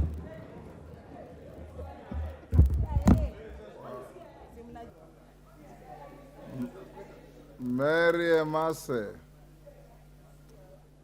I'll just give about two more. What is out of order, Honorable Ruku? Hold on, Mary Emase. Mr. Speaker, is it in order for the Minister of Interior, for Mheshimiwa Bensouda to purport that the Minister of Interior is sleeping on his job, when we know very well the Minister of Interior, the kind of job he has done to ensure we get rid of bandits in this country, to ensure the massacre of Shakahola is not going on. You should have stood up to challenge her when she was on the floor. Emase? Thank you, Honorable Speaker. I join my colleagues to also contribute to this very important matter. Honorable Speaker, when I saw in the newspaper that Kenyans were queuing for free money, I told myself there is no free money. There is nothing like free money. You must always work to earn money. So I noticed that the safety concerns on world coin trading is actually valid. And personally, I want to applaud the Ministry of Interior for what they are doing, for the action they have taken. Honorable Speaker, I happened to have been a guest of DCI yesterday. And while there, I met managers and directors from WorldCoin who had been summoned. So already the Minister of Interior is carrying out investigation to unravel and to find out what is behind this WorldCoin. Why give people free money? Because there's no free money. Whereas I agree with some members that cryptocurrency trading is the trend now, and it's happening internationally. But that business must be operated under a proper legal framework where there are guidelines, where we are protecting Kenyan traders, and we know that they are safe. So I want to say that already the Budget Committee, we have looked at a bill that has been proposed by one of the members of this House, and we passed it. This member is seeking to establish legislation upon which cryptocurrency trading like WorldCoin will be that would be the platform within which it will be operated. So already there is something, I think that bill will be coming to the floor of this House. So probably whether the money is meant to entice more Kenyans to join the trading, that is something that needs to be investigated, and we need to be told, so that when Kenyans are involved in this business, we know that they are trading in the right business. Thank you, Honorable Speaker. Thank you. Honorable members, I want us to stop here. I want to give the Majority Leader an opportunity to respond. The Majority Leader, I think the concerns of the members who have spoken and those who are eager to speak is the same: security and safety of our people, and the danger of foreigners coming here and doing things the way we saw, and what you are doing to protect the population of Kenya. Majority Leader, go ahead. Remember, this was just a preliminary statement as I directed, and you should assure the House when the ministers are being brought here by yourself to respond to these concerns. Thank you, Honorable Speaker. Honorable Speaker, I'm laughing because there are members who are asking me to donate a minute to them. I don't know whether they will now respond to the issues on my behalf. But Honorable Speaker, truly speaking, Honorable Speaker, it is indeed true that this matter was a matter of grave concern to Kenyans. And even members of Parliament, I must thank Honorable Martha Wangare and Honorable Mukunji for raising this issue before the House. And Honorable Speaker, I have been in a meeting with the CS Interior and the Data Commissioner, Madam Immaculate Kasait, this afternoon, and had a lengthy telephone conversation with the Minister for ICT, the Honorable Eliud Owalo. And just to assure the House and the country that, one, this matter is now a matter that is under active investigation, and by a multi-agency team that encompasses the Ministry of Interior, ICT, investigative agencies, and even the financial agencies, financial reporting agencies, to make sure that they are able to establish, one, as Honorable Martha Wangari was asking, how many people in this country. I did see in the news yesterday being reported that this company has collected data from the people's eyes from about 2 million people globally. But we want to know specifically how many Kenyans, and assurances from that multi-agency team as to the safety of that data. As I indicated in this statement, they have assured us that, one, the company that was actually collecting this data is not WorldCoin. It's a local company by the name Sense Marketing, a marketing company, and some of the issues I've had the Honorable Junet Mohammed, the Honorable Bensouda raise. Indeed, were it not for the quick action of the Minister for Interior and ICT and the Data Commissioner, we will not be where we are. Probably more data would have been collected. And I must also commend, and yesterday I did indicate that the Data Commissioner's cautionary statement was a bit too late, but I have since learned, and is there in this statement, that she indeed gave her cautionary statement a week before this matter came to the public limelight. Therefore, it's not lost on Kenyans that indeed government was on track of what these people are doing since last year. The Office of Data Commissioner was on their track since last year. They indeed wanted to start collecting this data last year, but they were not registered and they were waiting for, I'm told, the launch of their Bitcoin, their cryptocurrency, and when it was launched late last month is when they start collecting this data, and the Office of the Data Commissioner has been on that case, and we must commend them. And it is unfortunate that someone like Bensouda has the kind of views she had on the CS Interior, who swung into action, not just on Shakahola, but what is now being described by the Honorable Junaid Mohammed as the new Shakahola in data harvesting. And indeed, the CS Interior, we commend his quick action.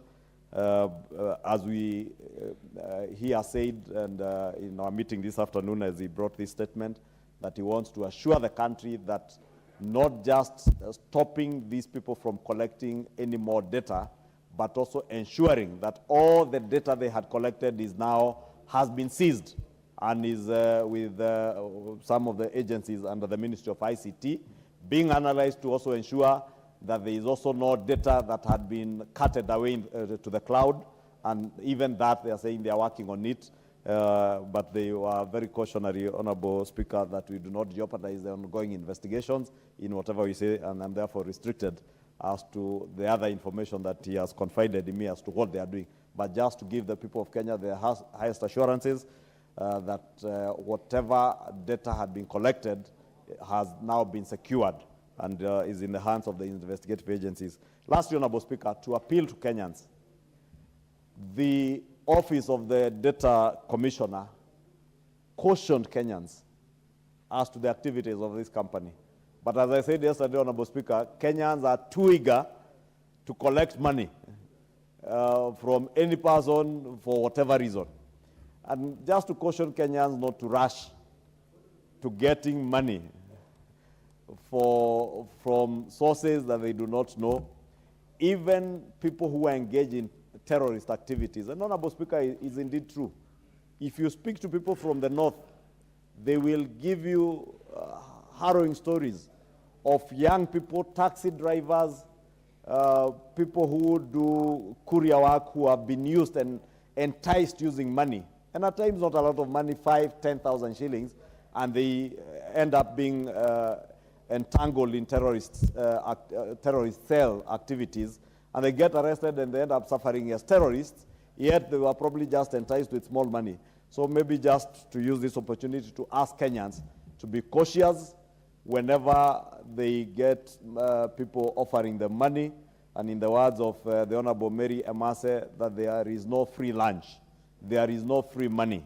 Don't exchange anything that is not out of a productive economic activity for cash.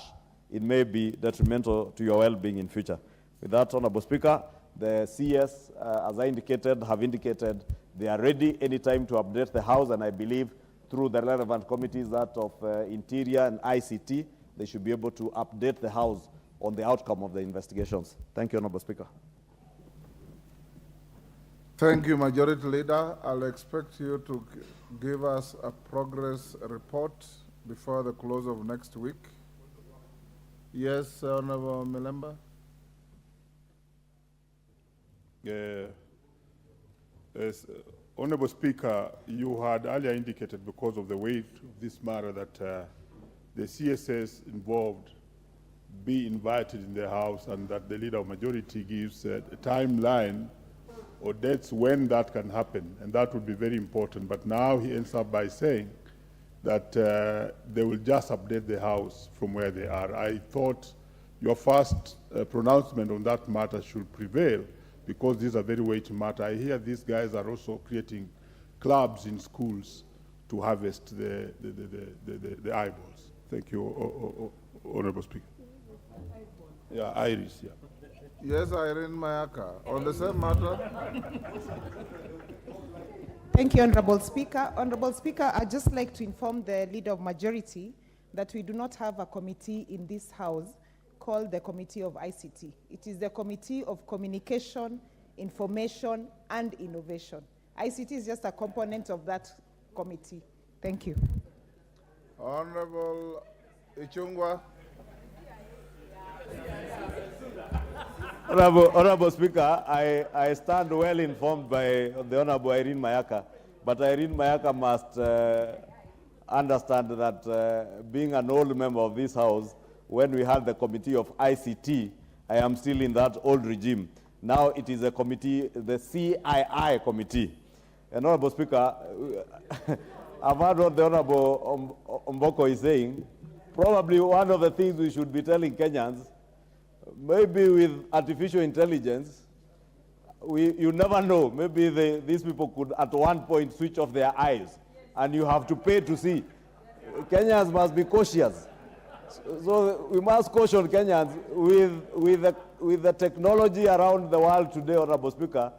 You never know. Maybe at one point, your eyes will be switched off from somewhere, and you have to pay to see or pay to read.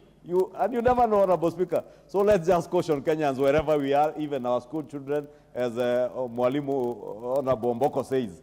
We need to also sensitize our school children.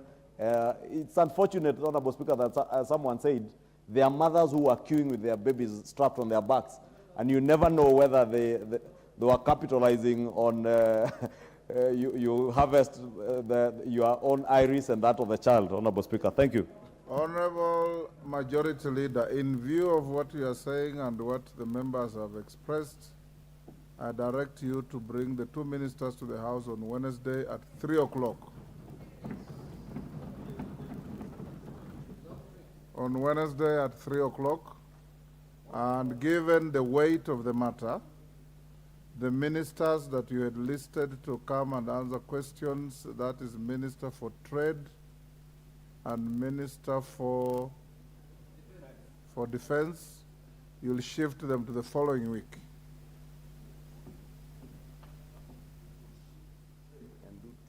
Yeah, okay. Honorable Speaker, you can shift to trade, yes, do defense, and but these you'll two. start with the ministers for security and ICT to tell the House and the country what they know and what they're doing about this grave matter. Most obliged. Honorable members, I acknowledge the following schools in the public gallery, and I think some are in the Speaker's gallery. Longisa Boys from Bomet East Bomet. Karaba Secondary School from Laikipia West Laikipia. Karou Primary School from Tharaka, Tharakanithi.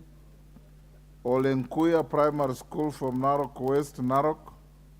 And Njin Ntunu Primary School from Githunguri, Kiambu. On your behalf and on my own behalf, I welcome the students and their teachers to the House of Parliament. Thank you.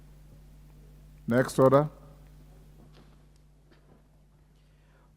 Order number 8, motion, inquiry into the maize flour subsidy program for the financial year 2022-2023.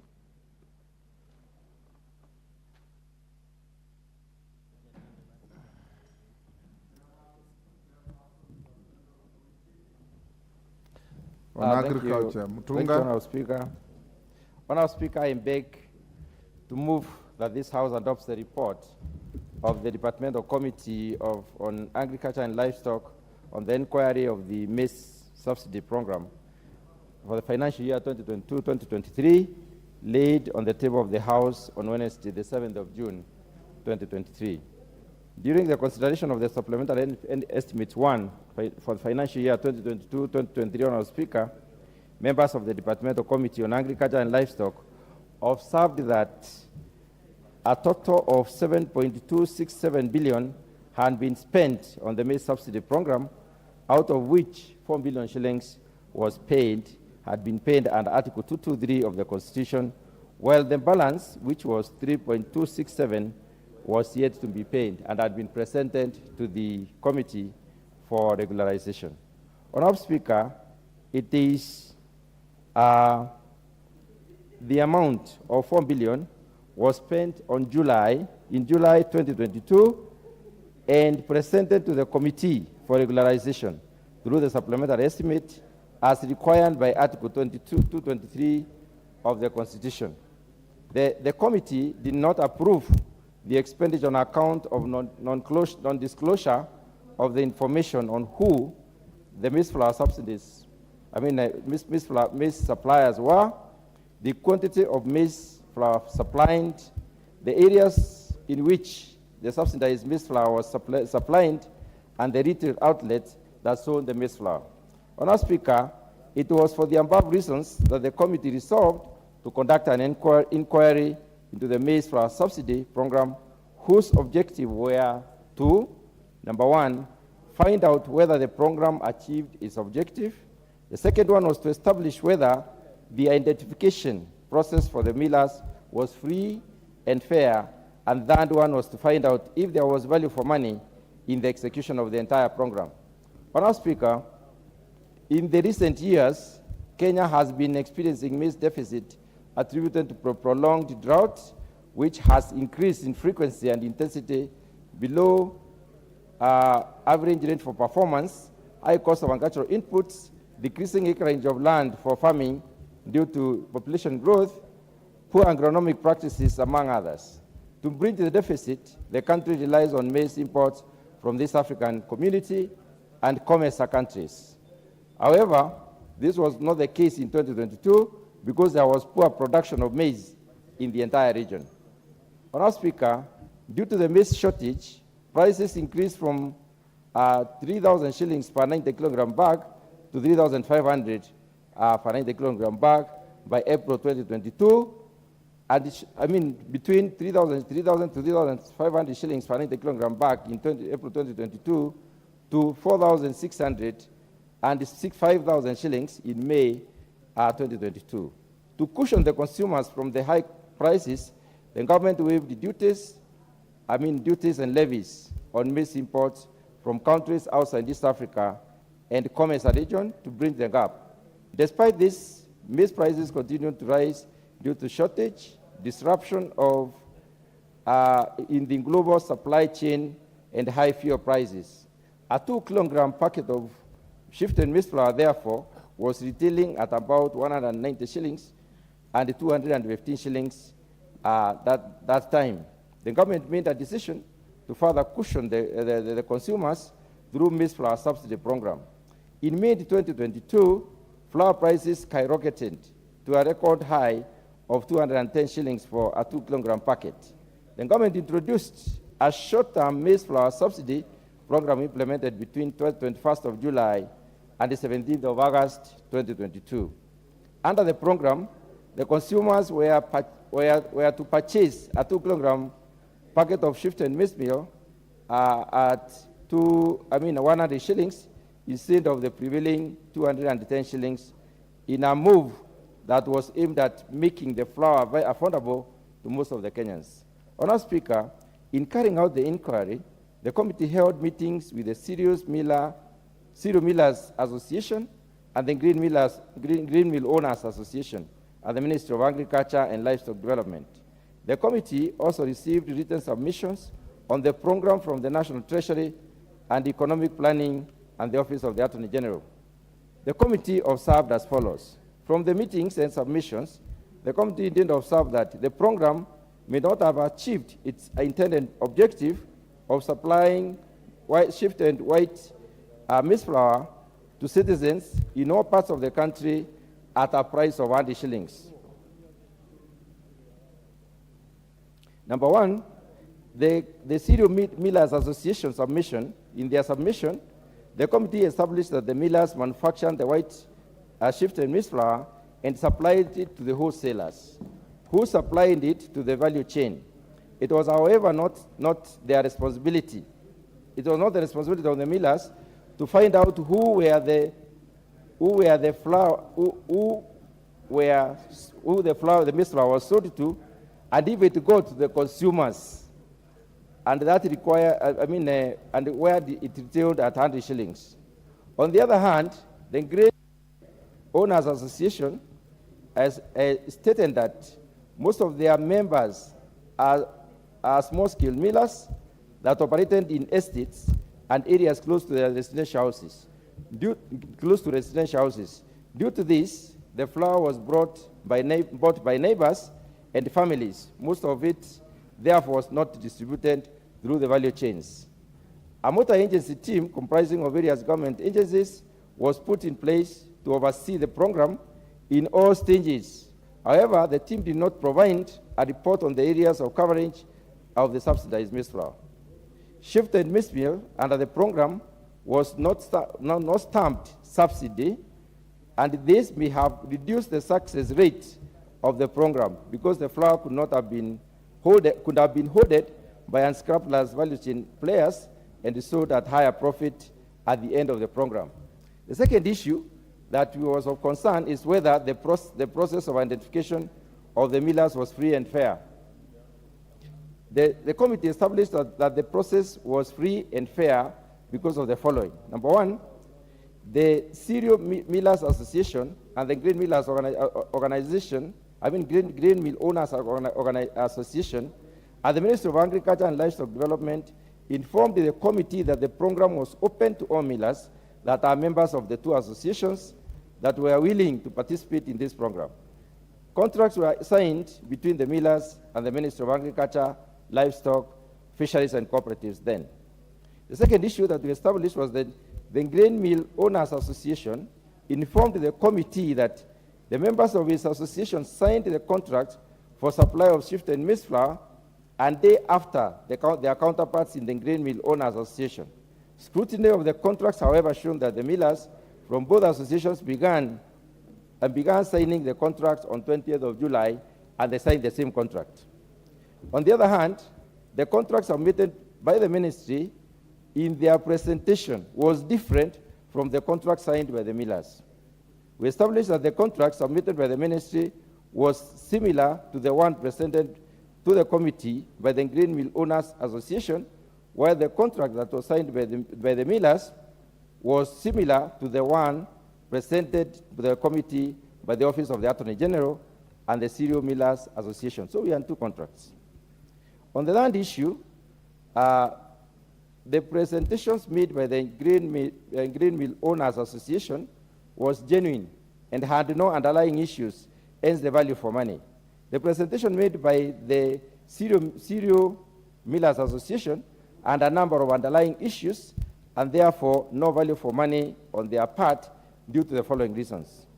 One of the reasons is that the figures of the maize supplying to the program provided by the Ministry of Agriculture, Livestock and Livestock Development and the Cereal Millers Association and the Grain Mill Owners Association were all different. From the ministry, the records show that 3.5 billion was paid to the maize millers under Article 223 of the Constitution for the program. In the meetings, the Cereal Millers Association submitted that they had received or they had been paid 1,905,845,377.07, while the Grain Mill Owners Association stated that they were paid 841,784,292.89, which makes a total of 2.747627,669.96 and not 3.5 billion as stated. On the 4 billion that was paid to the maize millers, 500 million was paid to CMA or the members of the CMA to cater for the interest accrued from the debt owed to the millers for the maize flour subsidy program of the financial year 2017-2018. They had refused to sign the contract for this particular program because they had not been paid the interest accrued to the debts. Neither the ministry nor CMA provided a proper explanation on how the money was distributed to the millers. Despite the undertaking to submit documentation on the same, none has been received by the committee as at the point of writing the report. The amount of money owed to Cereal Millers Association submitted to the committee was different from the amount of money that they were demanding from the ministry. The ministry, from the ministry to pay as seen from the letters that were attached to their presentations. CMA explained that the figures submitted to the committee had gone up because 2 other millers joined the program later. They, however, did not submit details of the 2 millers.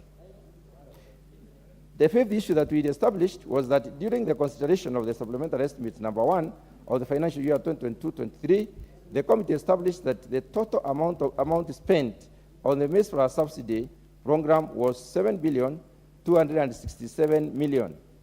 However, CMA informed the committee that the total amount for the program was 6.6 billion, while the GMOA, or the Grain Millers Organization, Owners Association, stated that the total amount for the program was 6.4 billion. So the 3 figures were different again. There was discrepancy in the amount submitted to the ministry in the ministry's submission and that presented during the supplementary estimate number 1 of the financial year 2022-23.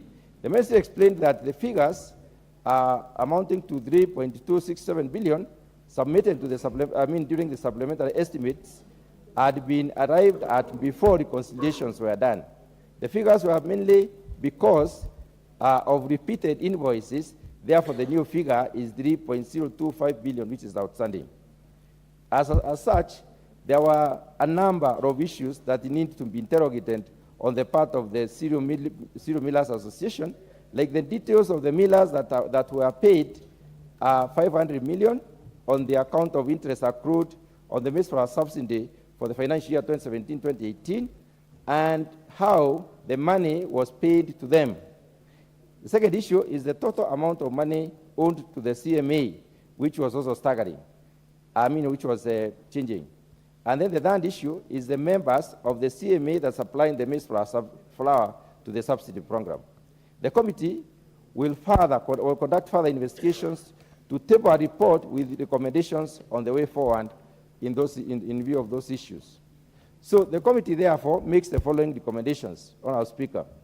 From the above observation, the committee does recommend that an amount of about 500 million owed to the members of the Grain Mill Owners Association should be factored in the budgetary estimates for the financial year 2023-2024 and paid because their computations were clear, the membership of the associations that participated in the program were static, and they did not participate in the maize flour subsidy of 2017-2018, which are the issues.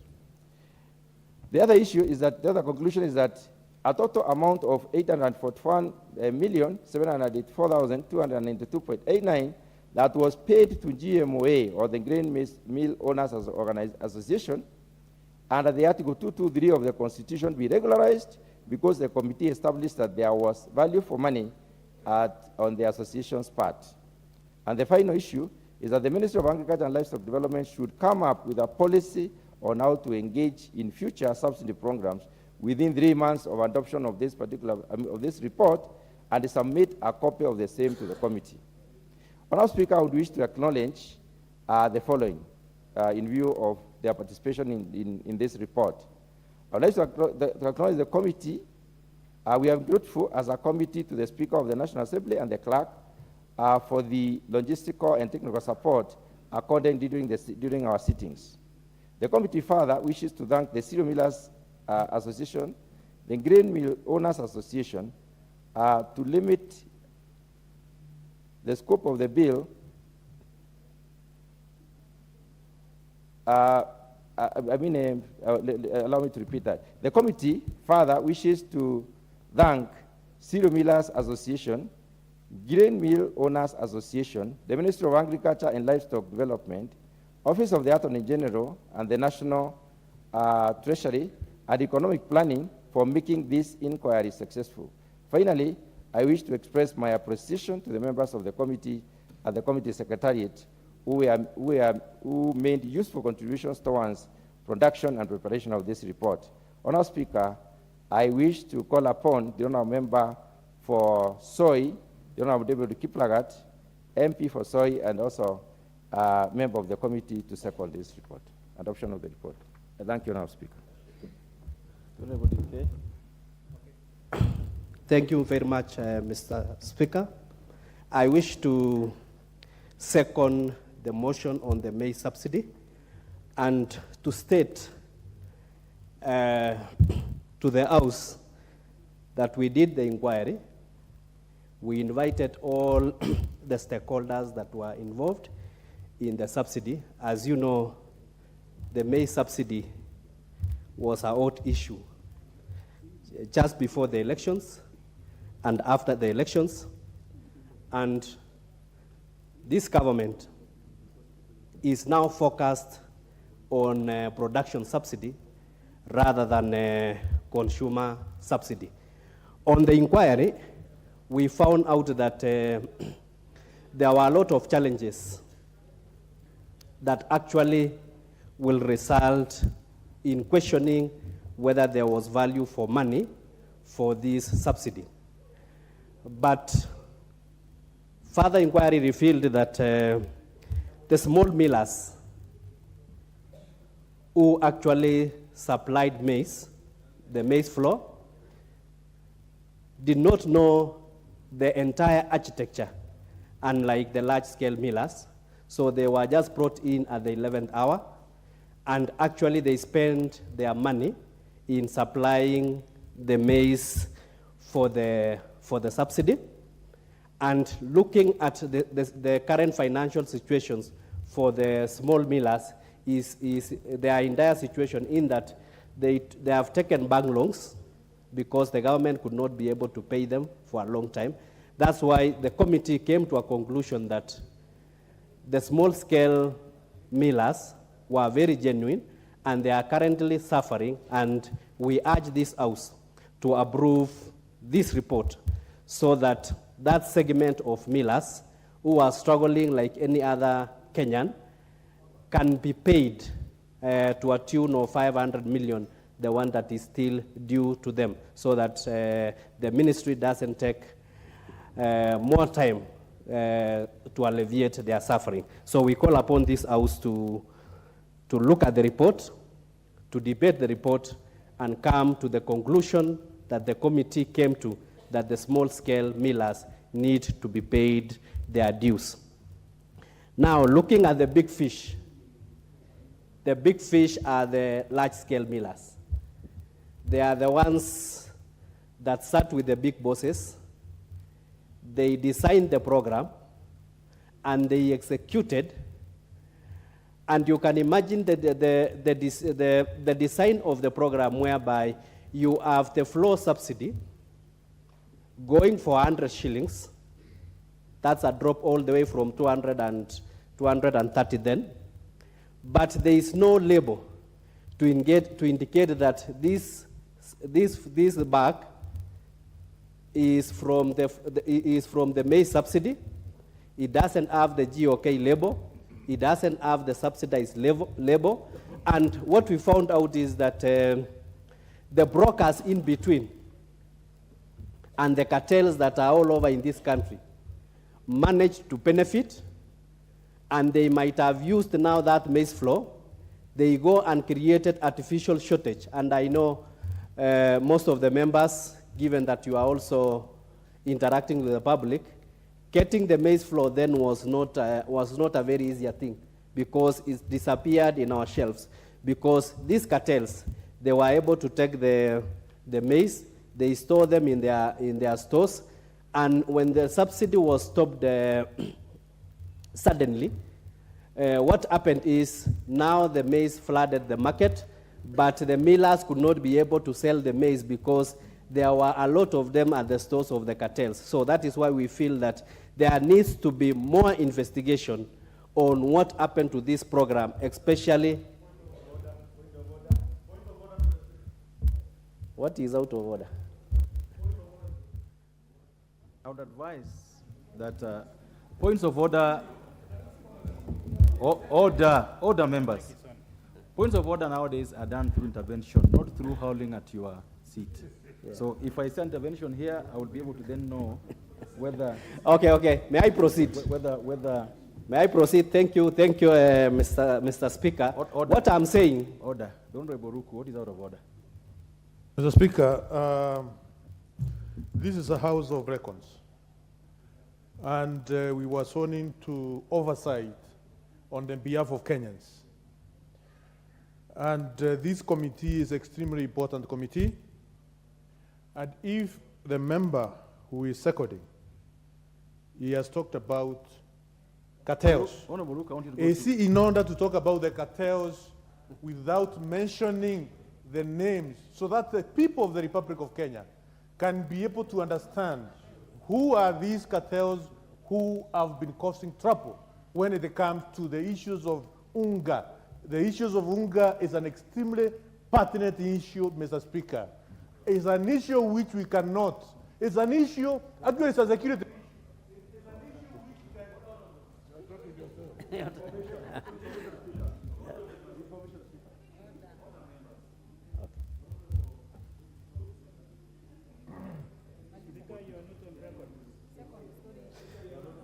Okay, thank you. Thank you, Mr. Speaker. I am on record. Thank you, Mr. Speaker, for coming to my rescue. I think, Honorable Rugu, unless you are not living in Kenya, you know we have cartels in this country, so we don't need to elaborate. But since I cannot substantiate on that, then maybe for the record, I withdraw that statement on the cartels, but kindly know that there are cartels in this country. So may I proceed? Okay, from our report, our report is very clear that for now, the small-scale millers, as we have stated, they were not in the design and the architecture of this program. They were brought in the 11th hour.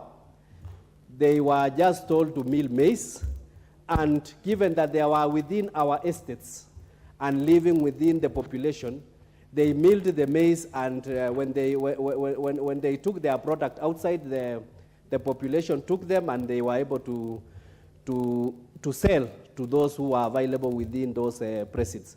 But the design of the project of the maize subsidy was that the large-scale millers, there was a whole chain from the cereals, from the provincial administration, from the security apparatus.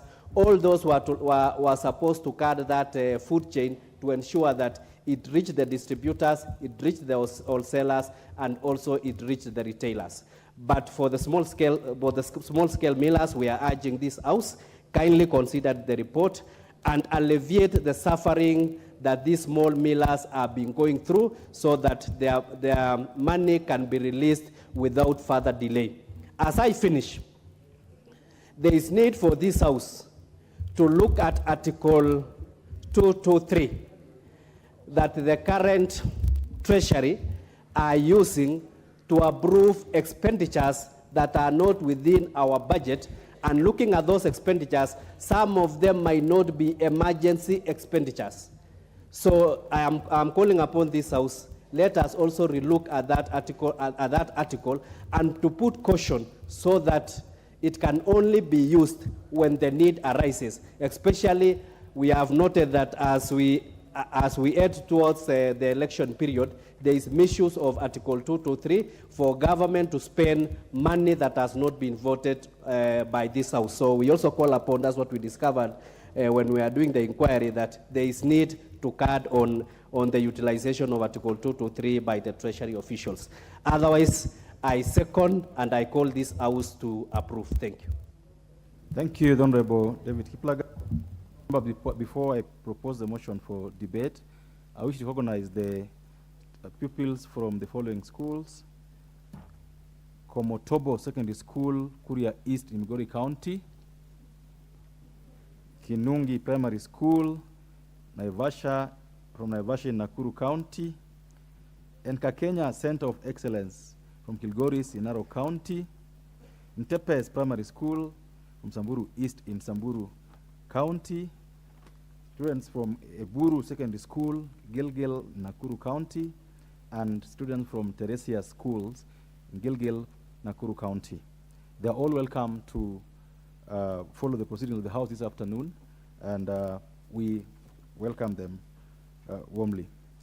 Honorable members, I therefore proceed to propose the motion that this House adopt the report of the Departmental Committee on Agriculture and Livestock on its inquiry into the maize flour subsidy program for the financial year 2022-2023, laid on the table of the House on Wednesday, 7th June 2023.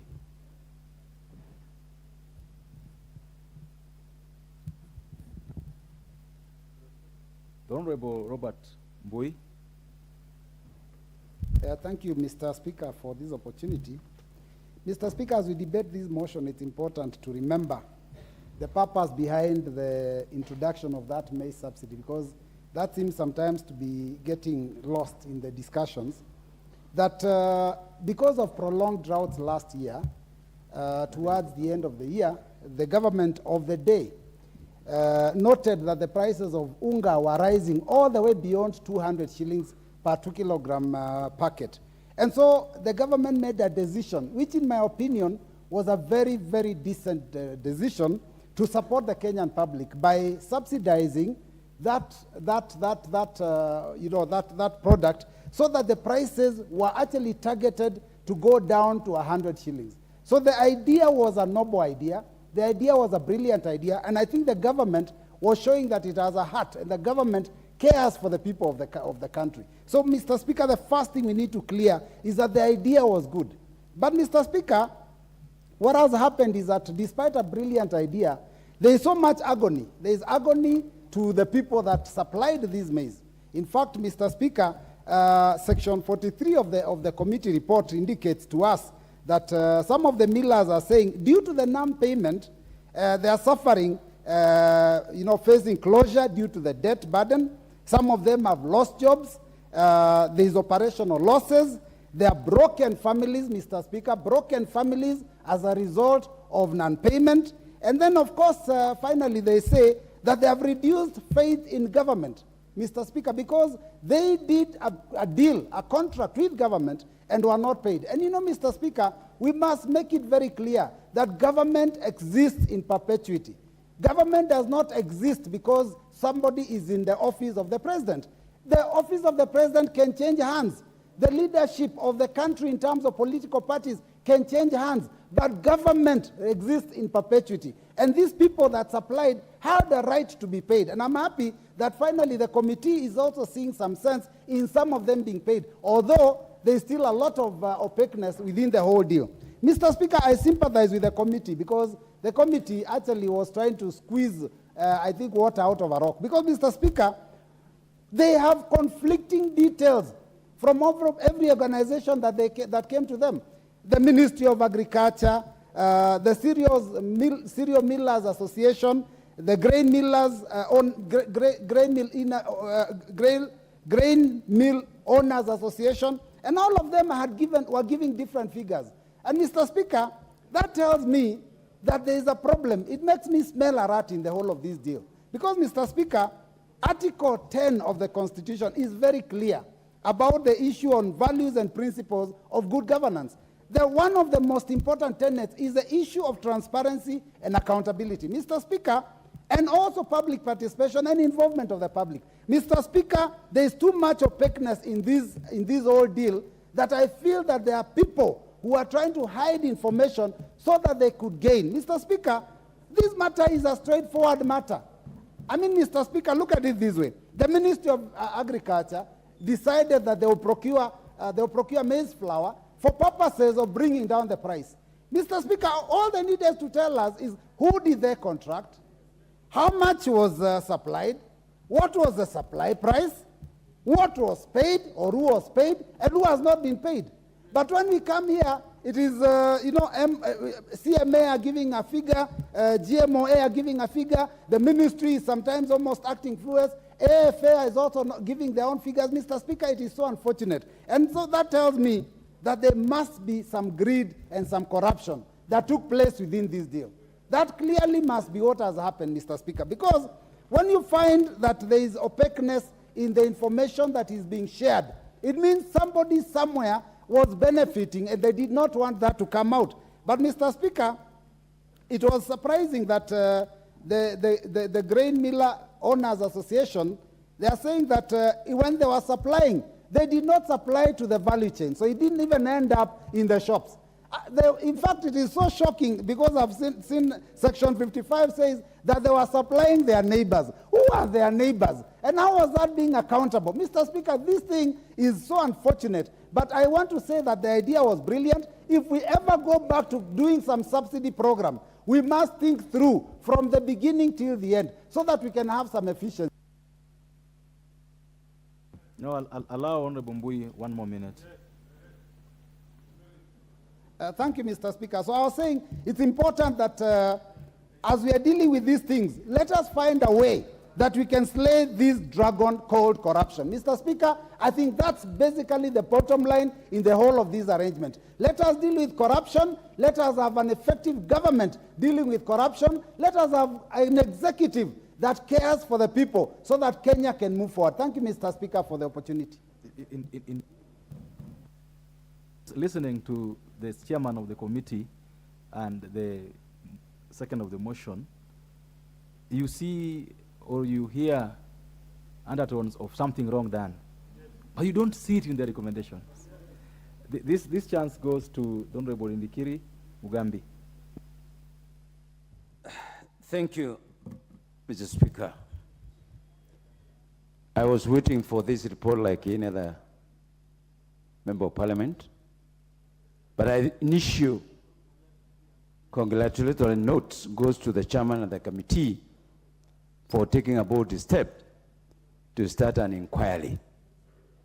Because this issue of subsidy has been used by both political divines.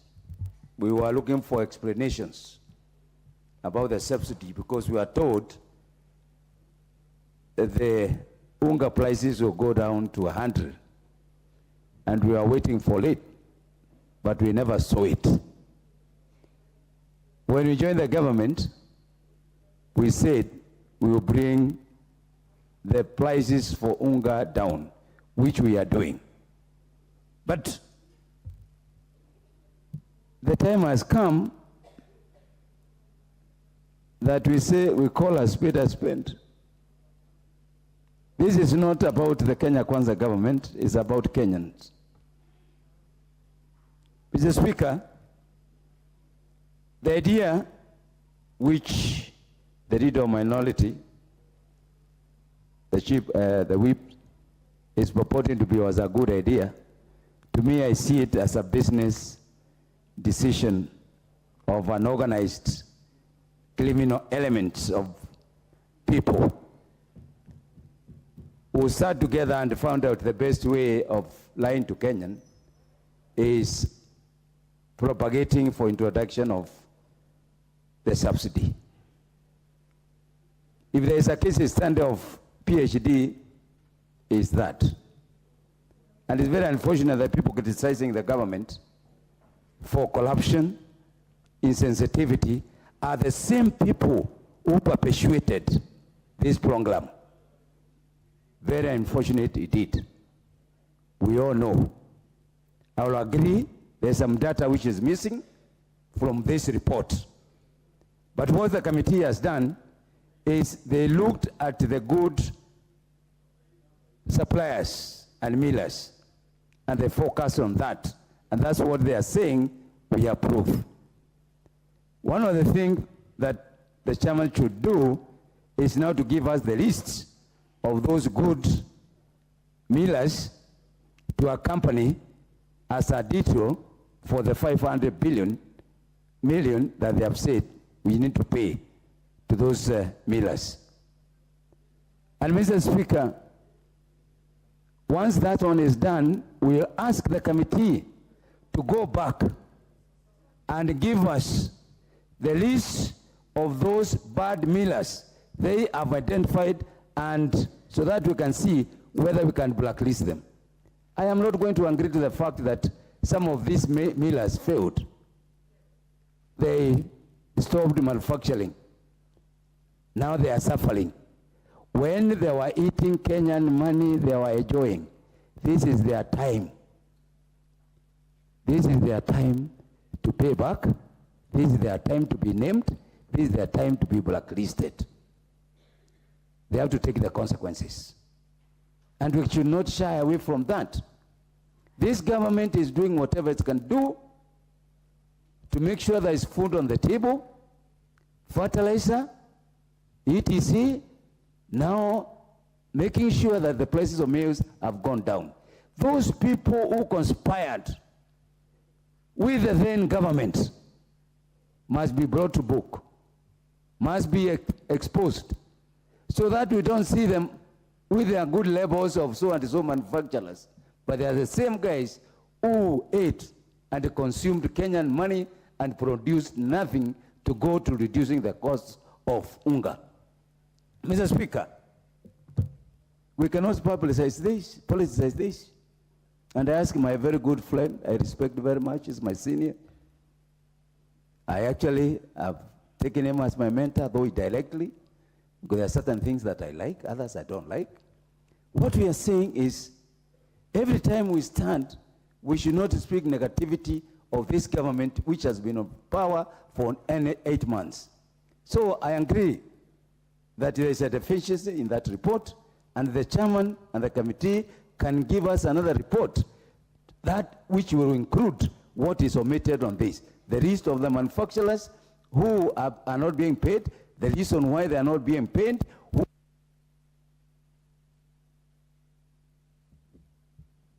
Member for Chesumei. Zonde Buruku, I would request that you be patient and wait for your turn. Yeah. Member for Siaya. Member for Siaya. Do you want to speak on this?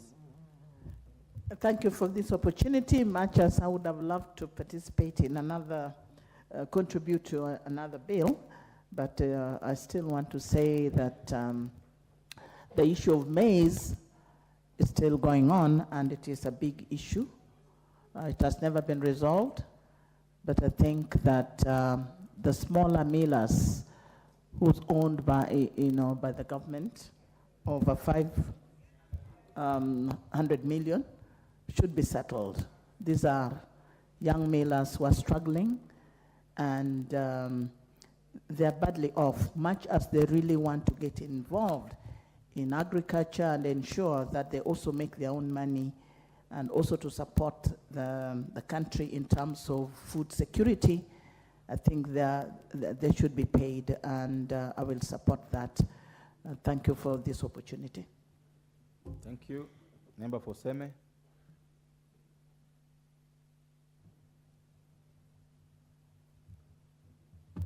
Thank you, Mr. Speaker. Mr. Speaker, I rise to discuss this report with a very heavy heart. Mr. Speaker, a very heavy heart that I cannot support this report. Mr. Speaker, because it is basically on sympathy that the small millers are suffering. But it does not give you the whole context. You get the impression that much more serious things have happened, but you don't see it in the report. We start by saying that these millers supplied the flour to the wholesalers, and it was not their responsibility to know what happened thereafter.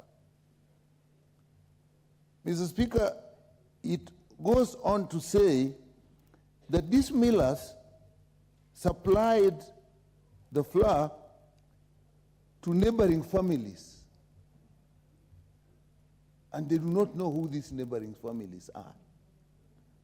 So, Speaker, the report then goes to say there was a multi-agency team comprising of various government agencies that was put in place to oversee the program at all stages.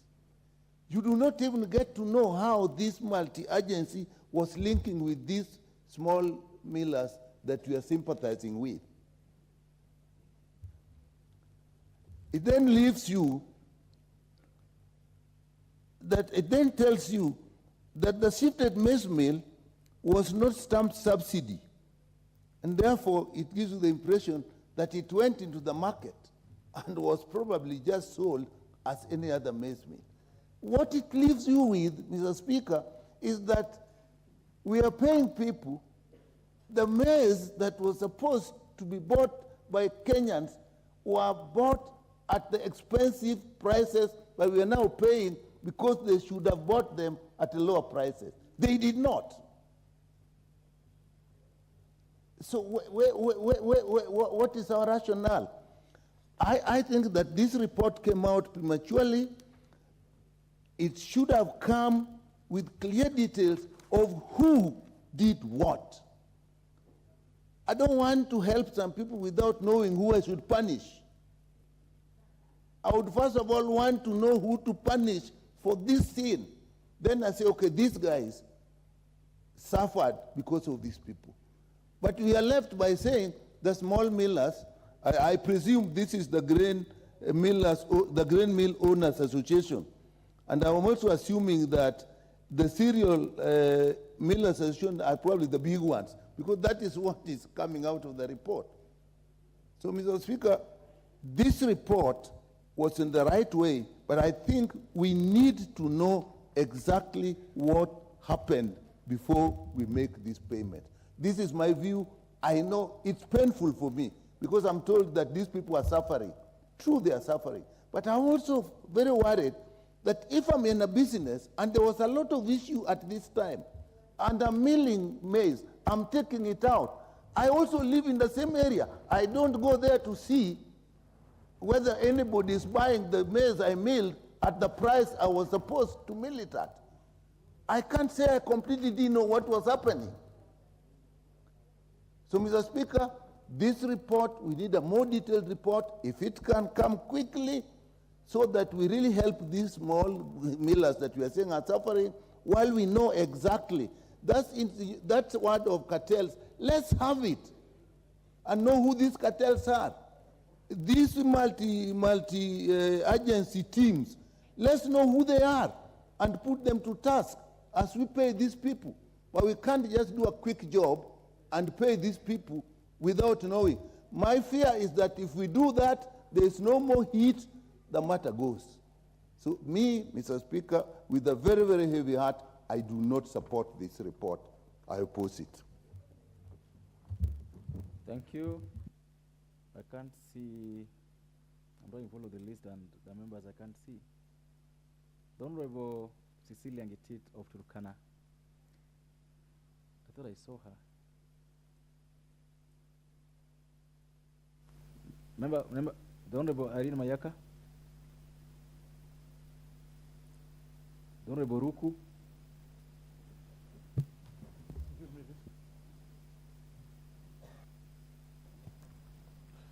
Thank you, Mr. Speaker. Mr. Speaker, this report is done by a member, the chairman. It's a member of our coalition, the Kenya Kwanza Coalition. And Mr. Speaker, I would be very happy to support the report. But Mr. Speaker, I rise to oppose this report. And I want to oppose it with very strong terms, possible.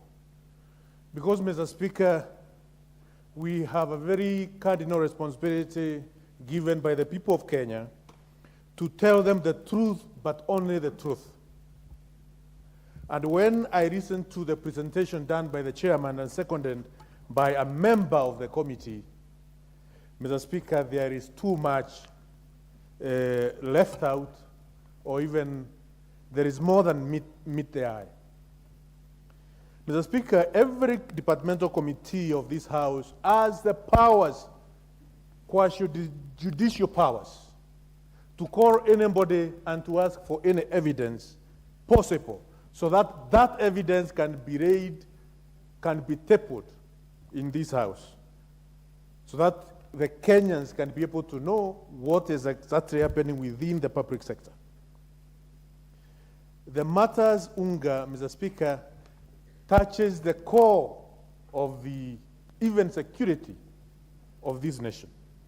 We have seen very violent demonstrations done because of the UNGA, not only in this country, but also in other nations in the world. So these are very important matters of the nation which should be investigated by the departmental committee without fear or favor of anything, Mr. Speaker. We cannot rush to conclude that we authorize payment of 1.3 billion Kenyan shilling without us being told, without Kenyans being told, how the entire program of subsidy started, what the companies which were involved, what are the names of those companies, what are the directors of those companies, for how long they have been in operation, and how much the subsidy. If the second of the motion of these reports has talked about cartels, Mr. Speaker, the Departmental Committee of Agriculture has a responsibility bestowed to that committee by the people of Kenya to unearth who are these cartels who are running away with the subsidy money, which is supposed to take care of the poor of this nation. I have not heard anything like that in this report. And therefore, Mr. Speaker, I beseech all the members of this House to find the reason to reject this report, to oppose this report. The Committee of Agriculture should go back. And I know the leadership of the committee is an able man. He's an extremely well-educated man who can be able to go to the core of this matter so that we can have a proper report, probably a report of even 500 pages if need be, so that the truth about the subsidy program can be known. We cannot give Kenyans half-truth. We cannot give Kenyans shoulder work. We have to tell the Kenyans the truth, Mr. Speaker. And if there are people who are culpable, they should face full force of the authority of this House. Because this House is powerful, it has authority, and anybody who did wrong as far as subsidy program is concerned, that person, that company, should be in a position to face full force of the authority of this House. Mr. Speaker, I beg to oppose this report in totality the way it has been presented in this House. Thank you, Mr. Speaker.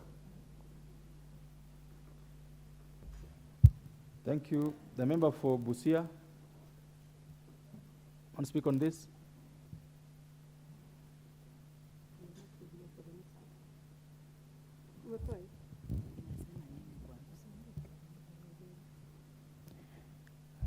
Mr. Speaker, I'm preparing to speak in the next one because we have a report. The Honorable Sunkuli.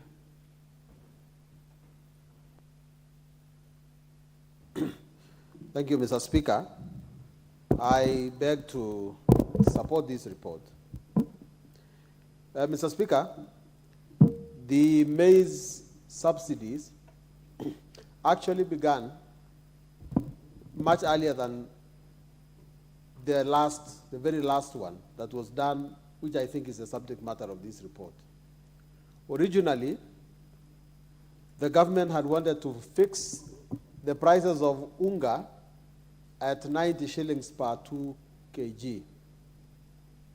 And at that time, the government imported maize, and the National Cereals and Produce Board sold the maize at 2,300 shillings per 90 kgs.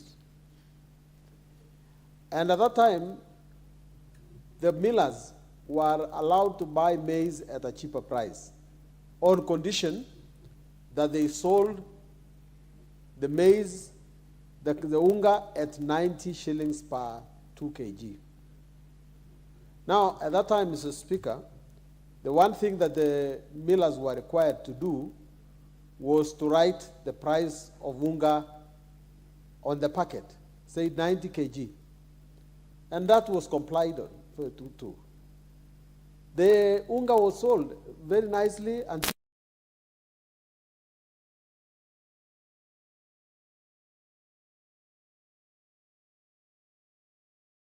shillings, 120, and continued escalating. Towards the last election, the prices of unga started going very high. And in order to bring down the prices, the government implemented a subsidy program. And that subsidy program was given to a few millers. Mr. Speaker, unfortunately, these millers were not required to write on the packets the amount of money that they were going to sell, the price of the unga. So the subsidy was given, the unga was lowered in terms of its price, and it went on like that, and the millers had to sign a contract, and they signed an undertaking that they were going to do that, and the government signed an undertaking to pay them. I admit, Mr. Speaker, that there were some respects in which this subsidy was not well conducted, because it was not easy to identify in the market which unga was subsidized and which one was not. But subsidized unga was sold. Now the problem is we have a new government. And the new government is a successor of that government. In fact, a huge component of this government was the former government. Now here in our hands, we have an issue. Should the new government or abrogate the contracts that were made by the other government just because it was not well implemented? The report has pointed out the errors of that day. But the report has also said that the obligations must be met, and that we as a House must factor in the budget the payment of these subsidies. And I see myself that we really have no choice. The Committee of Agriculture, in its wisdom, has seen that we have no choice. Mr. Speaker, let the government pay the subsidies because the government undertook to pay the subsidies. In future, they should do what they did originally. They should state the price of unga before, and they should make the subsidized unga identifiable in the market. Otherwise, Mr. Speaker, this report is good. I support it, and I therefore rest my case now. Member for Suba South. Thank you very much, Honorable Speaker.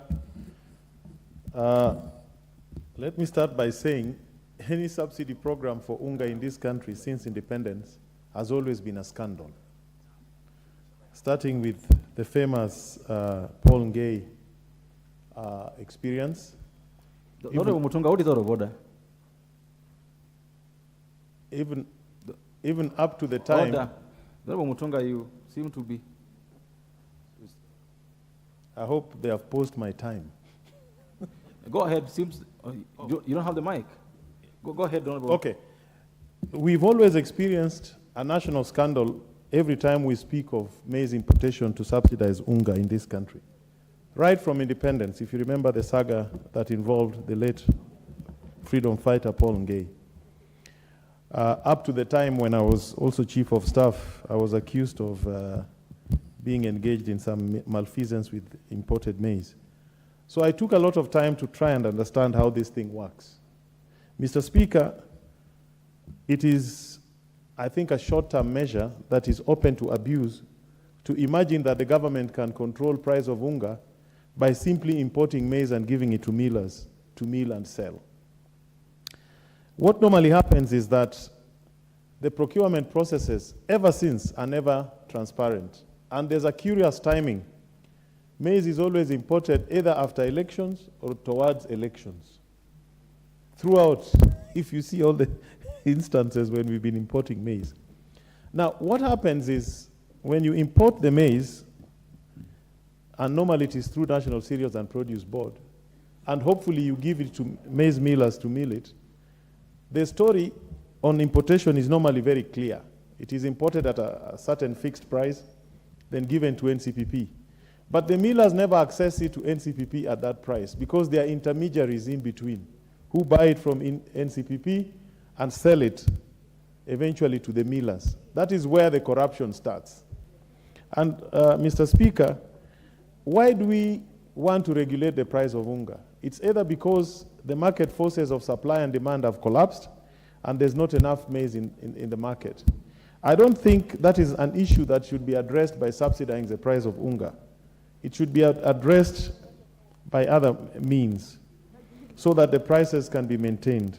In my view, the long-term solution to this problem is having what we call strategic grain reserve that should be kept at all times by the government, which is then released to the market whenever there's a shortage, instead of rushing to import maize. And then I think we should also continue developing and deepening the operations of our commodities market to try and create stability in prices of this essential commodity. Now, turning to this report, Mr. Speaker, I would like to oppose it because I don't think it goes deep enough and I don't think it deals with what the key issue is. What worries me most when I read this report is I can clearly see that there was no financial tracing, what we call follow the money. There's not been any attempt to follow the money. If we want to unearth this scandal, the 4 billion that was paid, let us be told when it left IFMIS, it went to A, B, C, D, and let us get the names of those people. The same way, we should also get the full list of the so-called small-scale suppliers of unga, whom we are recommending should be paid 500 million. There is no list. Without knowing who the beneficiaries are, we surely cannot go and interrogate what the underlying contracts are. And either we follow the money or do what is called financial tracing and get to the bottom of this matter. Otherwise, it is so clear that the 4 billion, because we never saw this, we were all in this country, we never saw this cheap unga. Yeah? We don't know where it was, but somebody was paid. So I think the committee should go back and do a forensic audit, or if you don't have the capacity, do what we did during the Grand Coalition. Call PwC or Deloitte and Touche as we did. Let them do the financial tracing for you on the payments of 4 billion that were made. Let them tell us who received the money. Let us go and audit their books, their industrial production records, and see whether they produced this maize and sold it in the market. And we will get to the bottom of it. So, Mr. Speaker, I oppose. Thank you very much. Thank you. Member for Mosop. Honorable Mutunga, you will have a chance during your reply. That's my determination on this matter. You will have a chance to reply to all this. So the best thing to do is to take notes. Yeah. Thank you, Mr. Speaker, for this opportunity that you've given me to comment on this particular motion. I stand here to support this particular report of the committee on this issue of subsidizing the maize millers. Mr. Speaker, the committee took a very long time to investigate on this matter. They sat down, they were able to actually reach out to the parties that were actually involved on this particular matter of subsidy. And after a lengthy report and also doing their own investigation, Mr. Speaker, it is very evident that, of course, there were deficiencies on this particular issue of subsidy. The contracts that was issued by the ministry was totally different from the contracts, of course, that was signed by the small-scale millers. But that should not be an excuse as to why they should not be paid for providing subsidized maize. So, Mr. Speaker, after reading this report carefully, I've taken quite a bit of time to read through the report of the committee. And I saw the time that they took until they talked to Treasury, they talked to all the stakeholders, and based on this, the multi-agency team comprising of various government agencies were put into place to oversee the program in all the stages. And it says, however, the team did not provide a report on areas of coverage of the subsidy maize flour. Obviously, if the government agencies, multi-agencies were involved in overseeing the program, then they may have failed, but some way, somehow, the maize was distributed to individuals. Some people bought it. There are some areas that says they sold it to small neighborhoods. They may not have used the regular distribution chains. But that is not a reason not to pay the people who supplied the maize. The amount of money owed to CMA submitted to the committee was different from the amount of money that they were demanding the ministry to pay, as seen from the letter that was attached to the, by the presentation. So the committee took their time. They were able to really be very careful in what they were saying and what they were doing, and I believe this report, Mr. Speaker, that has been brought to us is very genuine, and I support that they should be paid, because nobody should be able to have given their maize, and then at the end of the day, the government says they were not responsible or they are not going to pay. So the 500 million owed to the members of the Grain Millers Association should be factored into the budget estimate of the financial year 23-24. I do support, and I believe this is a genuine and credible report, and I stand here, Mr. Speaker, to support the report of the committee. Thank you, Mr. Speaker. Thank you. Member for Kabondo Kasipul. Thank you very much, Mr. Speaker, for giving me the opportunity to also contribute to this motion.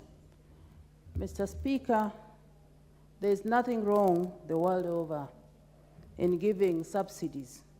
And we have seen countries like the US, the UK, and several others in the developed world giving subsidies to their citizens.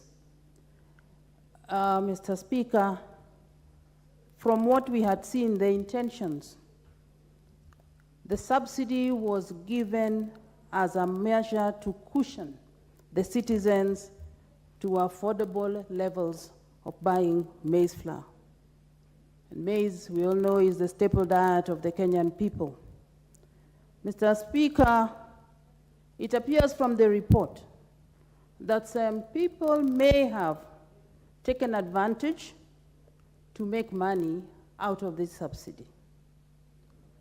Mr. Speaker, as I support the report, with a rider that an audit be carried out with full disclosure on who did what. Mr. Speaker, as it is, the report is inconclusive, and I urge the committee to just put in a little bit of meat, just a little bit more, and we finalize on this matter. Those who genuinely supplied should not be victimized. They should be paid for the services that they rendered. Thank you very much. Once again, I support, but with a rider of an audit on full disclosure. Thank you very much. Thank you. Member for Turkana East.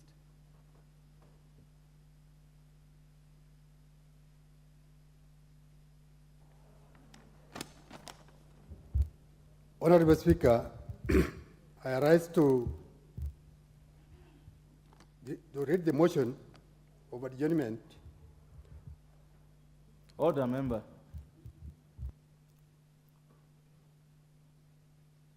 I thought the chance was to you to contribute on the motion. So what do you want to do? The motion for adjournment is for 5:30, not now yet.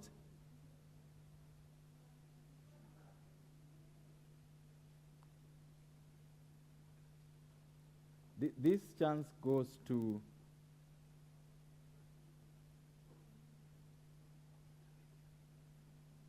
Honorable Ngeleche. Thank you, Mr. Speaker. I rise under Article 95 of the Standing Orders. Wish to call the mover to reply. Thank you, Honorable Speaker.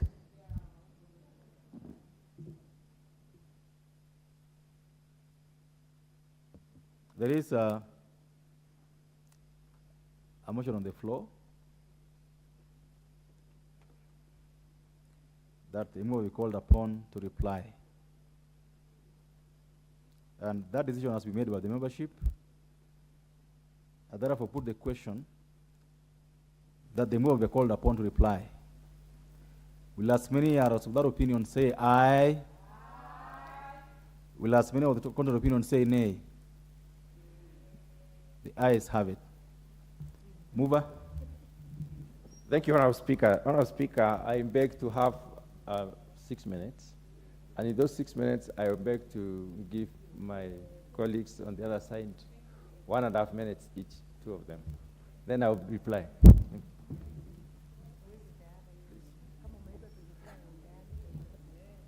Honourable Speaker, go ahead. I wish to donate 1 minute to each of those ladies because they have been striving to. The Honourable Mutunga, you are in order, but these are also rules and regulations. Okay. On this particular matter, I already given a chance to the member for Busia, which she forwent. I already called out the member, the Honourable Mayaka. She wasn't in the house. So maybe the person who would be in order to contribute would be the Honourable Fatuma. Yeah.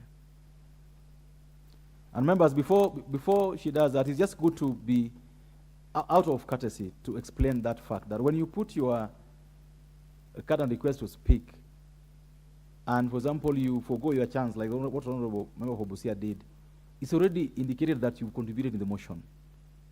And our regulations don't allow you to contribute to a motion twice. That's why I'm not able to allow the Member Hobusia to contribute again on this matter. Honourable Fatuma, go ahead.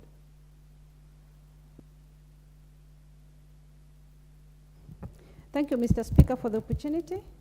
And thank you, Mr. Chairman, for this opportunity. I would like to support the motion. Mr. Speaker, the Kenyans who ate that maize, that the price was reduced courtesy of the subsidy, had a good benefit out of it. We saved them from death because hunger brings death. I think it would be unfair to punish the farmers for giving us maize at a reduced price we refuse to pay now.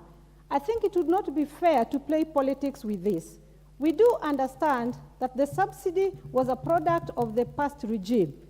But when something is good, do not just deny an opportunity for that thing to show its goodness because a new government has come in place. So I request that kindly this government should honor what the previous government did.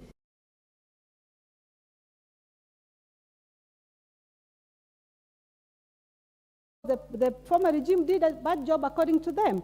So punishing our farmers is punishing poor Kenyans. The farmers are the people who feed us. If we don't pay them, it means that they will go broke. They go broke, they will not be able to continue with their business of doing farming. So I, in totality, support this motion, and I urge Kenyans to support it. They did an investigation on the small-scale farmers, and it was done on broad daylight. It was on television. We all watched it. And now it is unfortunate that we come here and say that we do not support what they said. We had an opportunity to raise this in the committee, even if you're not a member of Agriculture Committee, and you saw what was being showed on television was not right according to you. You had an opportunity to go to the committee and say, give out your views. I support this motion, and I request the government to respect what the former regime did. It was a good idea. In fact, I'm requesting the current regime to also bring a subsidy on maize so that Kenyans can have food. It is the reason why we went on the streets. We were saying we want unga.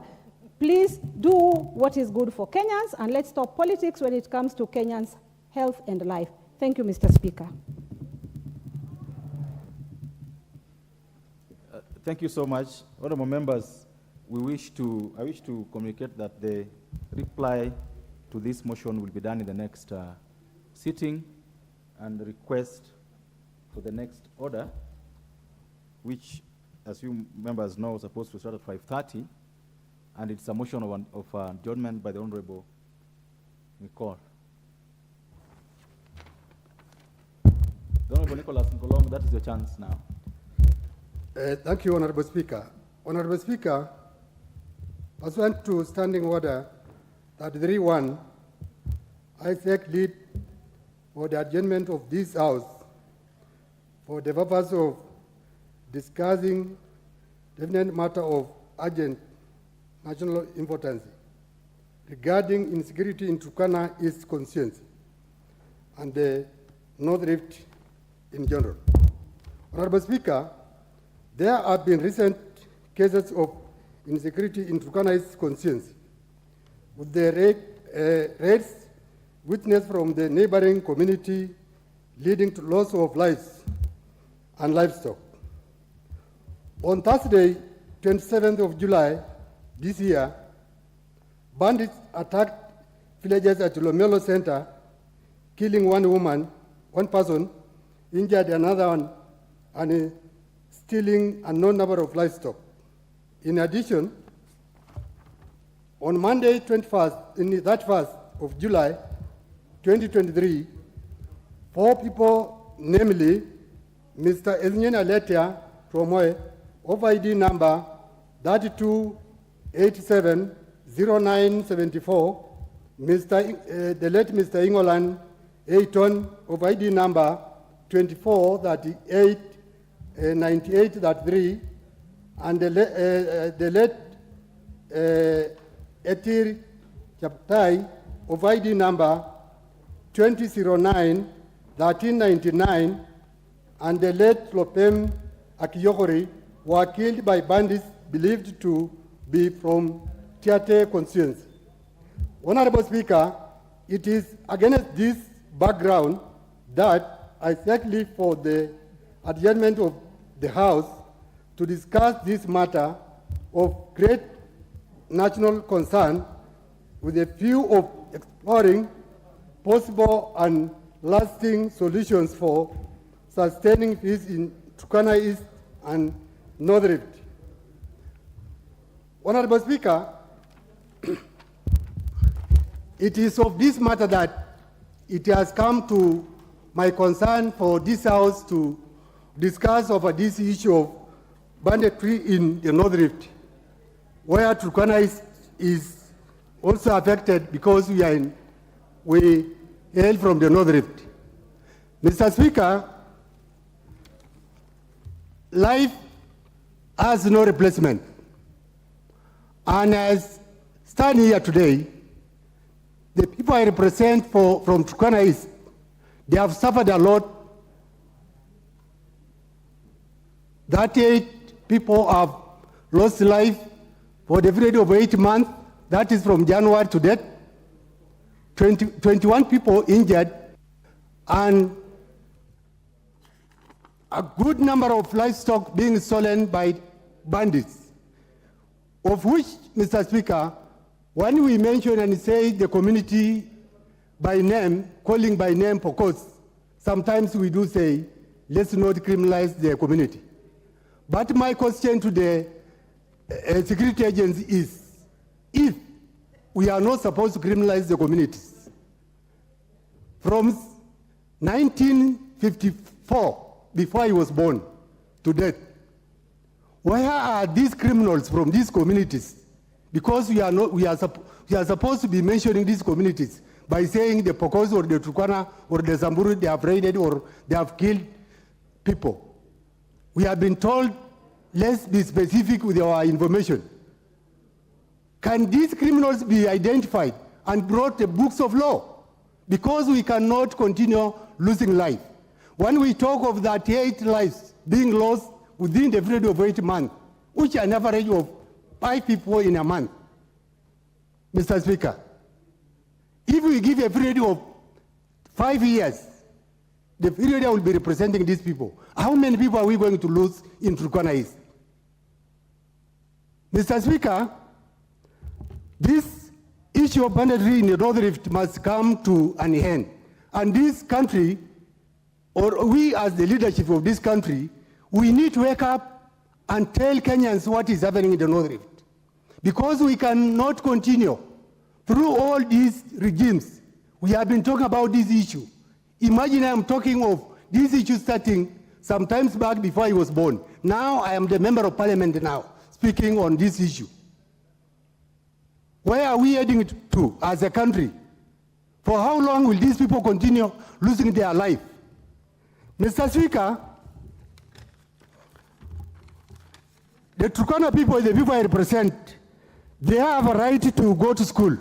As I speak here, some students in my constituency, they have not gone to school since the start of this year.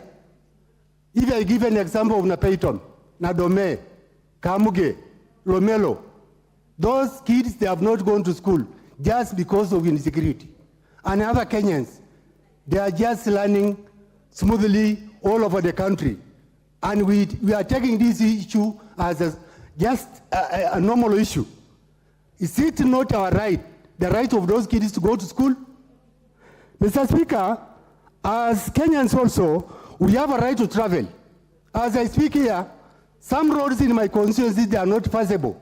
Not because we have rainfall, not because there's something wrong, but because of banditry. The attackers, they are killing people, burning vehicles along those roads. The road from Lokori to Kapedo, it is impossible. Not because of anything else, but because of these attackers. The road from Lokori via Kamuge to Kapedo, it is impossible. Not because of anything, just because of these attackers. The road from Lokwamosin to Lochiakula, it is impossible. Not because of anything, but because of this menace of attacks. Mr. Speaker, we are also Kenyans, and we have a right to health. As I speak here, some health institutions in my constituency, they have been banned, some they have been destroyed, and people, they are not getting treatment just because those health facilities, they were banned by these bandits from the Pokot community. And by so doing, people are dying just because they are not getting treatment, because the health centers, they were banned. If I can give you an example, the health center at Napeitom Center, it was banned on 1st of August last year, before we went to election, where we lost about 19 people. They were burned alive. Mr. Speaker, we have a right also to live. As I speak here, I have said we have lost 38 people. These are Kenyans who are supposed to live, but they have denied by these people, they have denied them their right to live. Mr. Speaker, as also Kenyans, we have a right to be represented. As I speak here, I do miss the session of this house, just not because I don't want to be here, but to go down there and convince my people and bury them. Mr. Speaker, it is really a serious issue which needs to be to get a concern from the government agency. Give me a minute to wind up. 1 minute. Mr. Speaker, we also have a right to our own property, of which people from my constituency, they don't want, some of them, their property have been destroyed, some stolen, and now they own anything now, they don't have anything now to own. And the other thing also, Mr. Speaker, we have also the right to hail anywhere in this country as per the constitution. But now some areas in my constituency, people have been chased away, and they have become displaced. And it's their right to live where they have decided to live. The other issue also, Mr. Speaker, which I want the security team to know, is the operation in the North Rift. We are talking of operation being in the North Rift. But as I speak here, there is nothing like operation in the North Rift. Because if operation is the North Rift, where are these helicopters we are talking about? Where are the security officers we are talking about? Where are these tankers we are talking about? It is nothing going on in the North Rift in the name of operation. The government needs to address the issue of operation in North Rift so that we can avoid losing lives of these people. In fact, women, they are being killed. It is a shame for men to kill women and children. If in our culture, if a man dies, if you are killed looking after your livestock, we do say you have killed in the line of duty, because that's our duty. We look after our animals, we protect them. So it is our duty. But why to kill women? Why to kill pregnant women? Why to kill small kids? It is a shame to these people who are killing these women, who are just innocent. Mr. Speaker, I had a lot to say, but because of time, I can give my colleagues to contribute over this issue, which is emotional. Thank you, Mr. Speaker. Thank you. The member for Turukana, Honorable Cecilia Ngitit.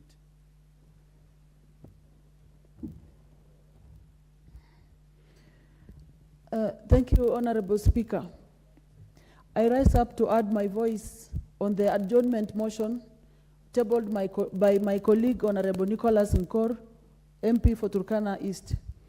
Mr. Speaker, this is the second time in less than 6 months that we are tabling an adjournment motion talking about insecurity in the north. And in this particular moment, we are talking about Turkana East. Honorable Speaker, so much is happening in Turkana, and I don't know why is the government paying a deaf ear and a blind eye to our cry. Honorable Speaker, many people have been killed in Turkana due to banditry. If you look at today's issue raised by Honorable Nicholas Nkolong, 4 of his members are lying lifelessly just on their soil in Turkana. Not that they had gone to aggressively attack anyone else, but they have been killed in their own home place. Honorable Speaker, even today as we speak here, one of our roads is not passable, an A1 road, Kitale to Lodwa. Today, a shuttle that was en route Lodwa via Kainuk was attacked. Bullets were just sprayed indiscriminately. 1 person has been killed, and many people are critically injured, Mr. Speaker. And then there is a new one that has started again. Our border riders are never safe today in Turkana. When they are driving in those bushy roads in our rural places, they are just sprayed bullets and their bikes are taken away. And all these atrocities are committed by none other but our neighbors, Pokots, Bwana Speaker. I don't know what is happening. There is an operation going on in Turkana and Pokot, but attacks are so rampant than before. The security agencies down there are in bed with bandits. We are even told bandits charge their phones in their security homes as they carry their guns along with them. Honorable Speaker, even our game park, our game reserve is now a grazing land by our neighbors, and our wild animals are not safe. They are being killed for their sources or something. So, Honorable Speaker, it is so sad in Turkana. As the Honorable Nkolong puts it, our children have not gone to school. Member for Enabkoi, what's out of order? Mr. Speaker, I rise pursuant to Standing Order 83. Mr. Speaker, the matters that the members of Parliament from Turkana are raising are extremely important, very serious, and it warrants the Cabinet Secretary in charge of security to appear before this House to respond to these issues. Would I be in order, Mr. Speaker, to ask my very good friend, the Honorable Nkikoro, if you can direct him to seek answers from the Cabinet Secretary? Because listening to them, Mr. Speaker, we will all ventilate on this motion in a very animated manner and with a lot of compassion. But unfortunately, we will not be able to resolve anything. Would I be in order, Mr. Speaker, that you direct the Honorable Nkikoro to bring in a question to order the Speaker, to order the Cabinet Secretary to stand here and respond to the issues that the members have raised that are extremely very serious and of serious concern to the members of Parliament. Mr. Speaker, Article 95 of the Constitution provides that members of Parliament resolve matters that are of concern to the people. This is one of the matters which the Cabinet Secretary for Security should appear here. Thank you. Thank you, Mr. Speaker. The Honorable Chepkonga, the point is well taken, but the member also availed himself to another standing order of the House. He doesn't extinguish his right to bring a question. Yeah, he also has the right, using a standing orders, to bring a motion of adjournment, which he has done. Honorable Nkikoro is listening to you. That option is available to him in the future. For now, we'll go on with the debate on the motion as moved. Honorable Cecilia, proceed.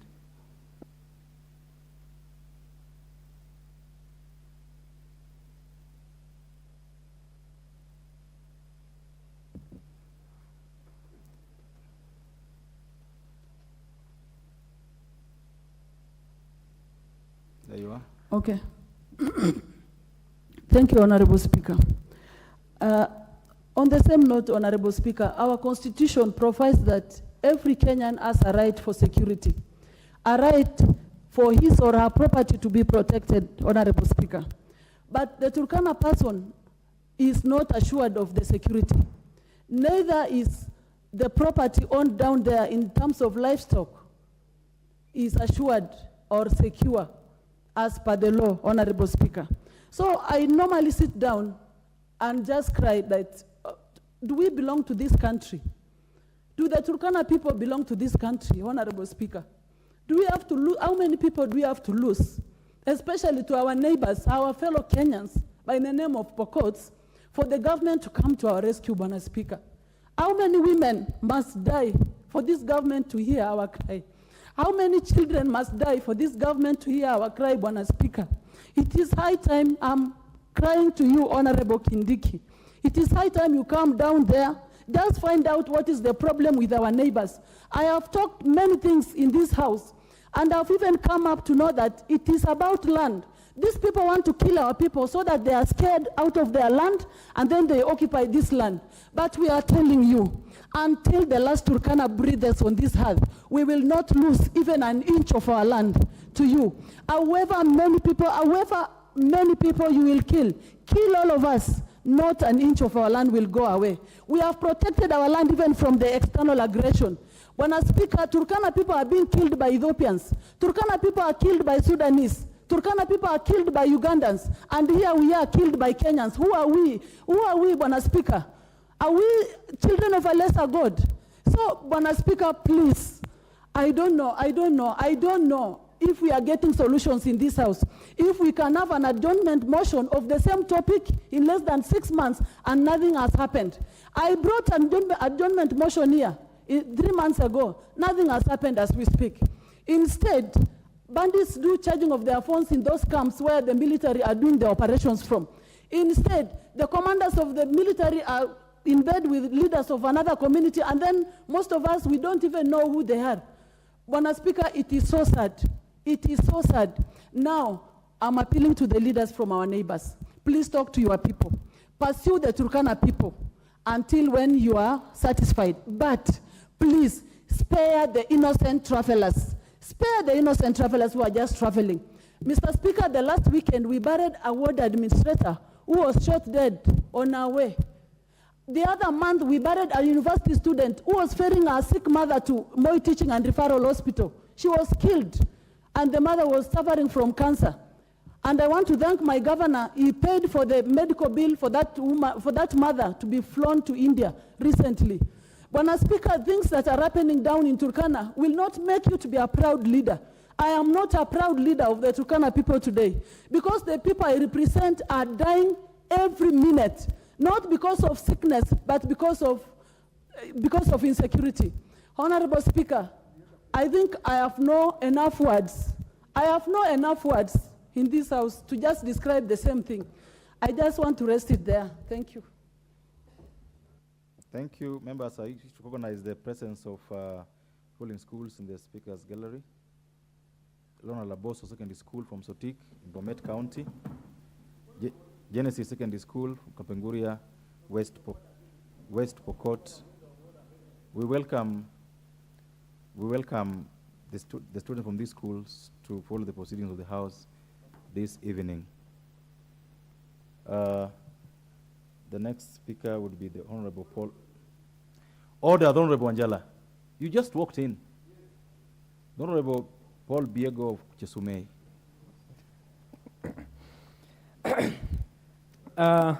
Thank you, Mr. Speaker, for giving me this opportunity also to add in a bit of weight to what is being discussed in the adjournment motion about our great people from Turkana County.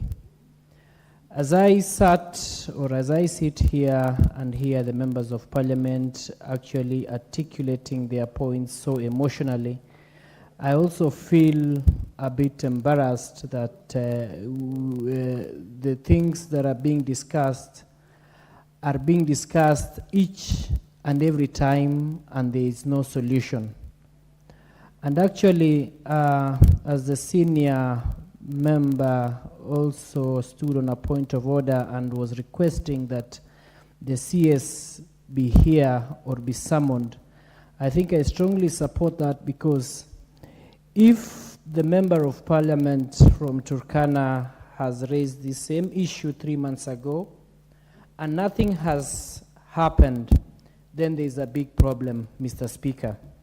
I feel the plight of the Turkana people, and that is why I congratulate the Member of Parliament from Turkana East, Mr. or Honorable Nicholas, for having actually brought this. This should actually be declared as a national disaster, and if people actually who are innocently traveling or traversing the country, little do they know that they are going to meet their death, and or not natural calamities, but because of fellow human beings, it is quite unfortunate. And we call upon the government, the security agencies, to actually come to speed so that this issue is resolved. Mr. Speaker, for how long will we be just talking without action? For how long will we see members of parliament shedding tears in the floor of the house and no action is being taken place? It's a real big shame for the security agencies, and actually, as a matter of urgency, as a matter of actually quick action, something ought to be done, and the Minister of Internal Security should actually act as immediate as now. Because if we are being told that there are 4 bodies lying lifeless as we speak, what about tomorrow? What about the next day? So I think there is more to it, Mr. Speaker, than meets the eye. And it is very unfortunate that it is not even external threat. External threat in that region is there because they are being killed also by foreigners. But in this particular case, Mr. Speaker, it is our own Kenyans. Kenyans living within that region. It is just because of issues to do with maybe cattle rustling. And it is too unfortunate that because of these earthly things of wealth we are losing lives. So, Mr. Speaker, I think the Turkana people really should be taken care of. And that is why I've stood here to support an immediate action. If there is something that this house, this floor you can order, please order for real action to take place. Otherwise, it's very unfortunate, and I'm really very sorry for what is happening in Turkana. Thank you. I rest my case. Thank you. I wish that the chairperson of the concerned was in the house today, the chairman of the Committee on Security, because this is a very important motion, I think, and they should be informed accordingly. The Honorable Irene Mayaka.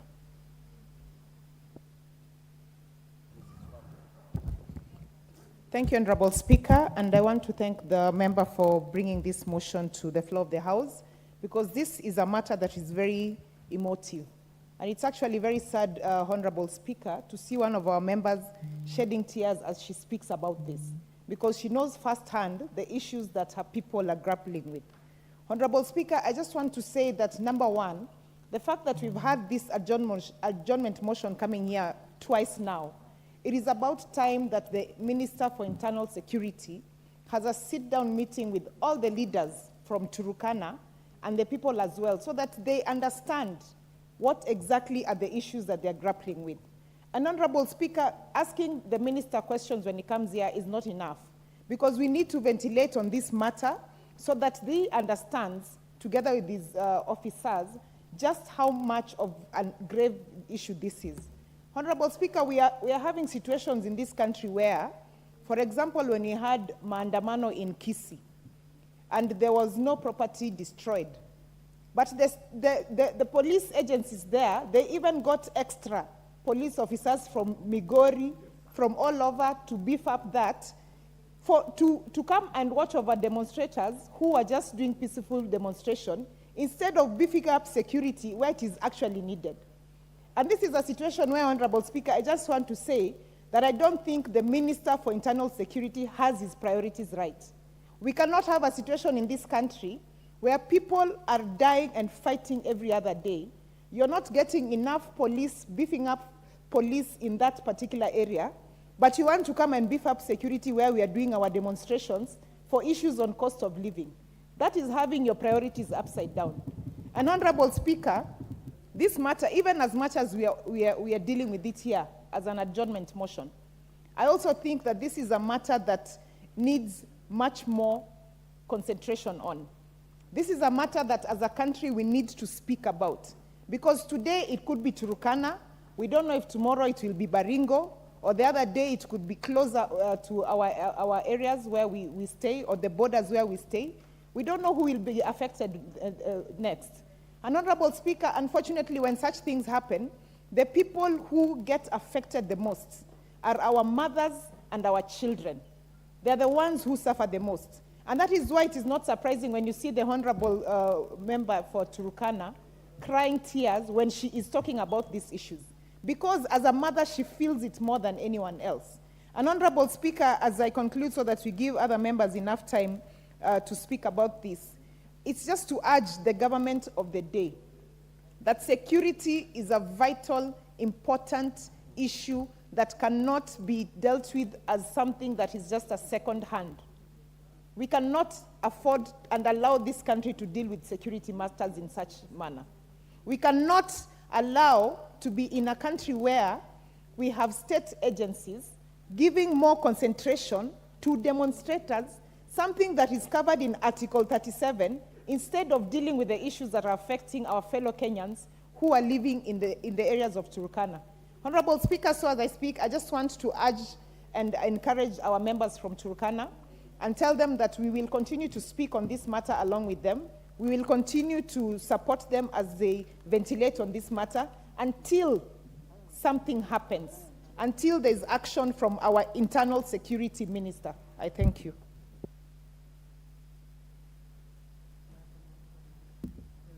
MB4, Marakwet County. Thank you, Mr. Speaker. Mr. Speaker, first of all, let me appreciate the effort by the Member of Parliament from Turkana County. And indeed, Mheshimiwa, it's a little, Mr. Speaker, is painful if we have to be talking about the same thing every now and then. If you read Chapter 4 of the Constitution of Kenya, Article 26, every person has a right to life.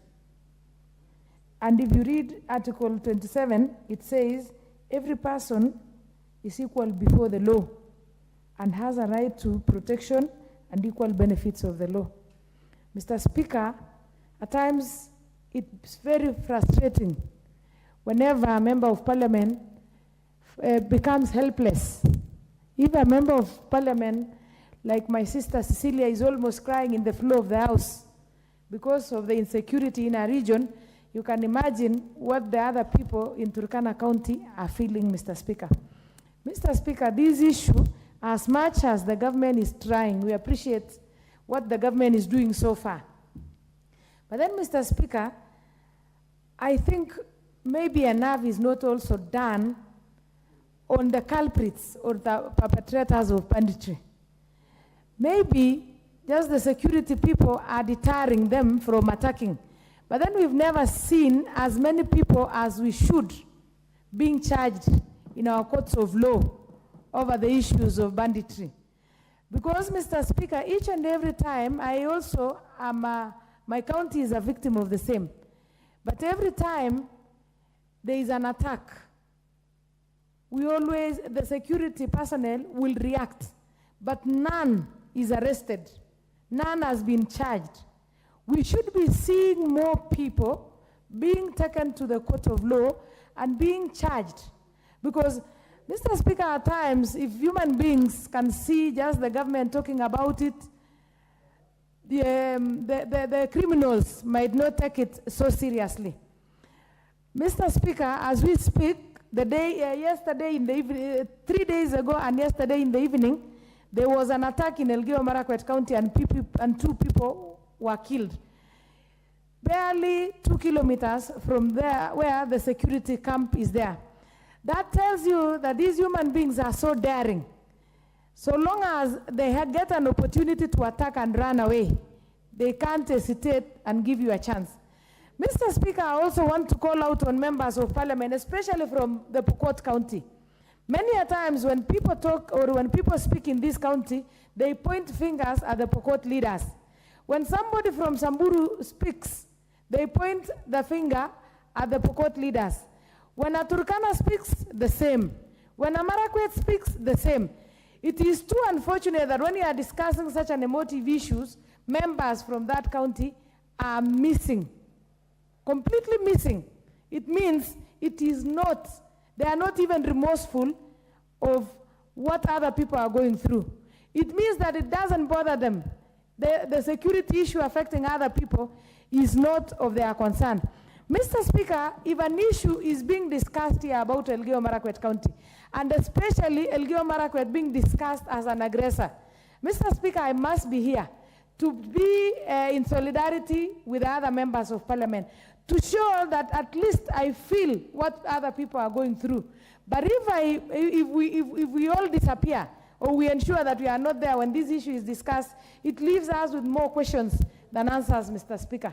Mr. Speaker, the issue of security has made people poor. People have been robbed of their property. People have been moved from their homes, Mr. Speaker. People are helpless. Nowadays, people don't even travel to Lodwar by road. They'd rather fly or stay. Not because they have money, Mr. Speaker, to fly, but because you're not sure if you will get there or not. Mr. Speaker, each and every time students from Elgeyo Marakwet are admitted to Lodwar High School, their parents cannot let their children go because you are not sure if they will get to where they are going.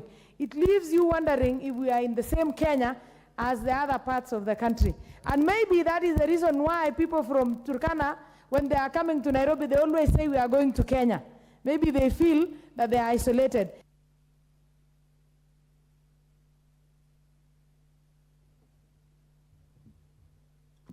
The MP for West Pokot.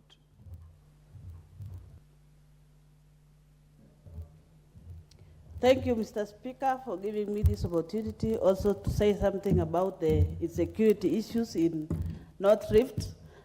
I want to complain loudly that this issue is affecting all or almost 3 counties in North Rift, and that is between Marakwet, Turkana, Pokot, and the others. So I want to also register my complaint that as these leaders from Turkana talk about banditry or Pokot being bandits, I want to say that this is an incitement.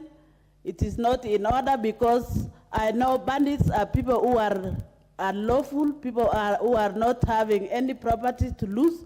They're just thieves like these ones, like the robbers who are here in Nairobi. So it is not good. It is not in order for the members from Turkana and even my friend from Marakwet to say that all Pokots are bandits. I want to say that these people who are killing are just low.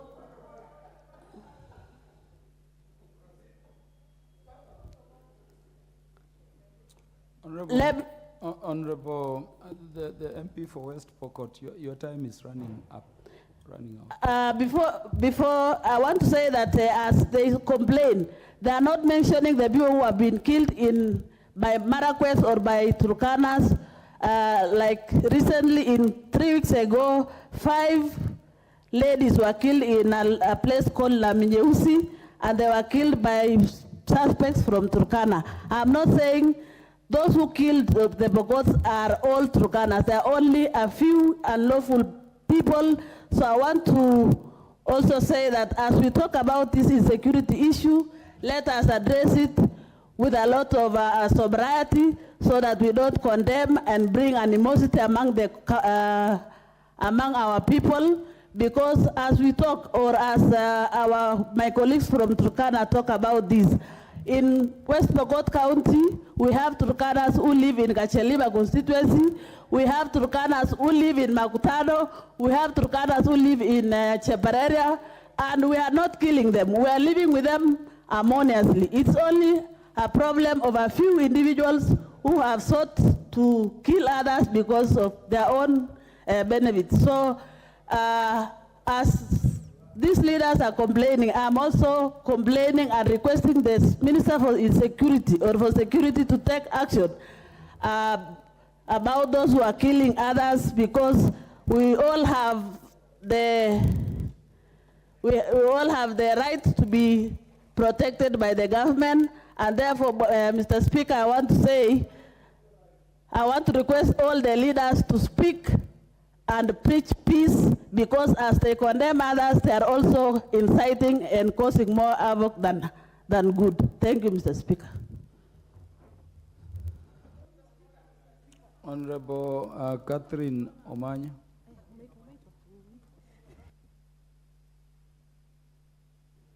Thank you, Mr. Speaker. This is a staggering moment where, when you hear from the horse's mouth, you just say, I thought this was just something I was reading on the newspaper. So it is happening. I would really want every Kenyan who lives in Turkana or Pokot or any other area in Kenya that has like habitual banditry reports that and nothing is happening, it's like nothing is happening. I think our CS for security should take this as first priority. That area in Kenya is being mined, because if we look at Dubai, Qatar, they are deserts. But when you look at Turkana, with the potential it has, if we had actually our priorities right, Turkana would be feeding Kenya. So this insecurity has actually denied or taken away a lot from that area, because investors would be flogging there. I recently, when I visited in London, there is a monument of a Turkana boy there, and people flock there to just see that monument. If we took that monument back, because it's among our agenda as a country, take it back to Turkana, then when we will have dealt with the insecurity issues, Turkana will turn into a tourist attraction area. The boys, the younger people being raised there, witnessing all this, it causes tragic mental issues. And once somebody is psychologically affected, they can't think about progress. Because if any time they know that their life will be taken away, their life is in danger, then they can't really think progress or development seriously. They'll be surviving. We want every Kenyan to come from survival to thriving. And just recently, when I witnessed, especially where I come from, Busia, so many policemen brought there, drawn there, just to go into people's homes, beating people who are seated peacefully. Why don't Kindiki take those many policemen to Turkana and deal with that issue once? Or take those bandits, train them to behave civically, be employed, and then take the police to the real bandits and deal with the situation. So I want actually our Kindiki to listen, especially if he watched my sister Cecile speaking. If he is a daddy and a leader in this nation, the children in Turkana are equally children of Kenya. And our children cannot be raised in an environment where mothers are hiding in the bush to sleep. They can't sleep in the house. If they are sick, somebody's pregnant, how do they even go to a hospital? And do we even have social amenities there? Who can be attracted to develop in a place where they know any time they will be thrown out or they'll be dead? So Turkana should be the Nairobi of northern part of Kenya. Turkana and everybody else who lives there, be it a Pokot or any other tribe, they should enjoy just like any other tribe in Kenya is enjoying. We are actually tired of hearing of Turkana, and we just know we will see a picture of a child with marasmus and kwashako. That is what I know. And then the next thing is the bandits happening again. It is time that our country started reorganizing the priorities so that security issues can be number one. Thank you, Mr. Speaker.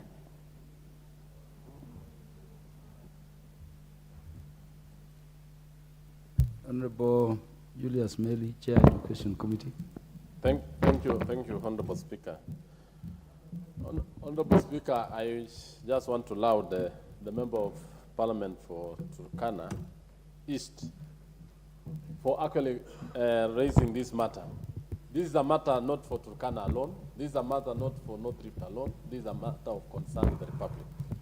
It is a matter of great concern, especially if when one part of the Republic has a problem, then the whole country suffers. We don't want to look at it as a matter of the region. And I want to say that we also don't need to actually make one community look like it's a banditry community. There are certain criminals within communities, and they should be treated as criminals. Honorable Speaker, yesterday the CS Interior appeared before the Committee on Education.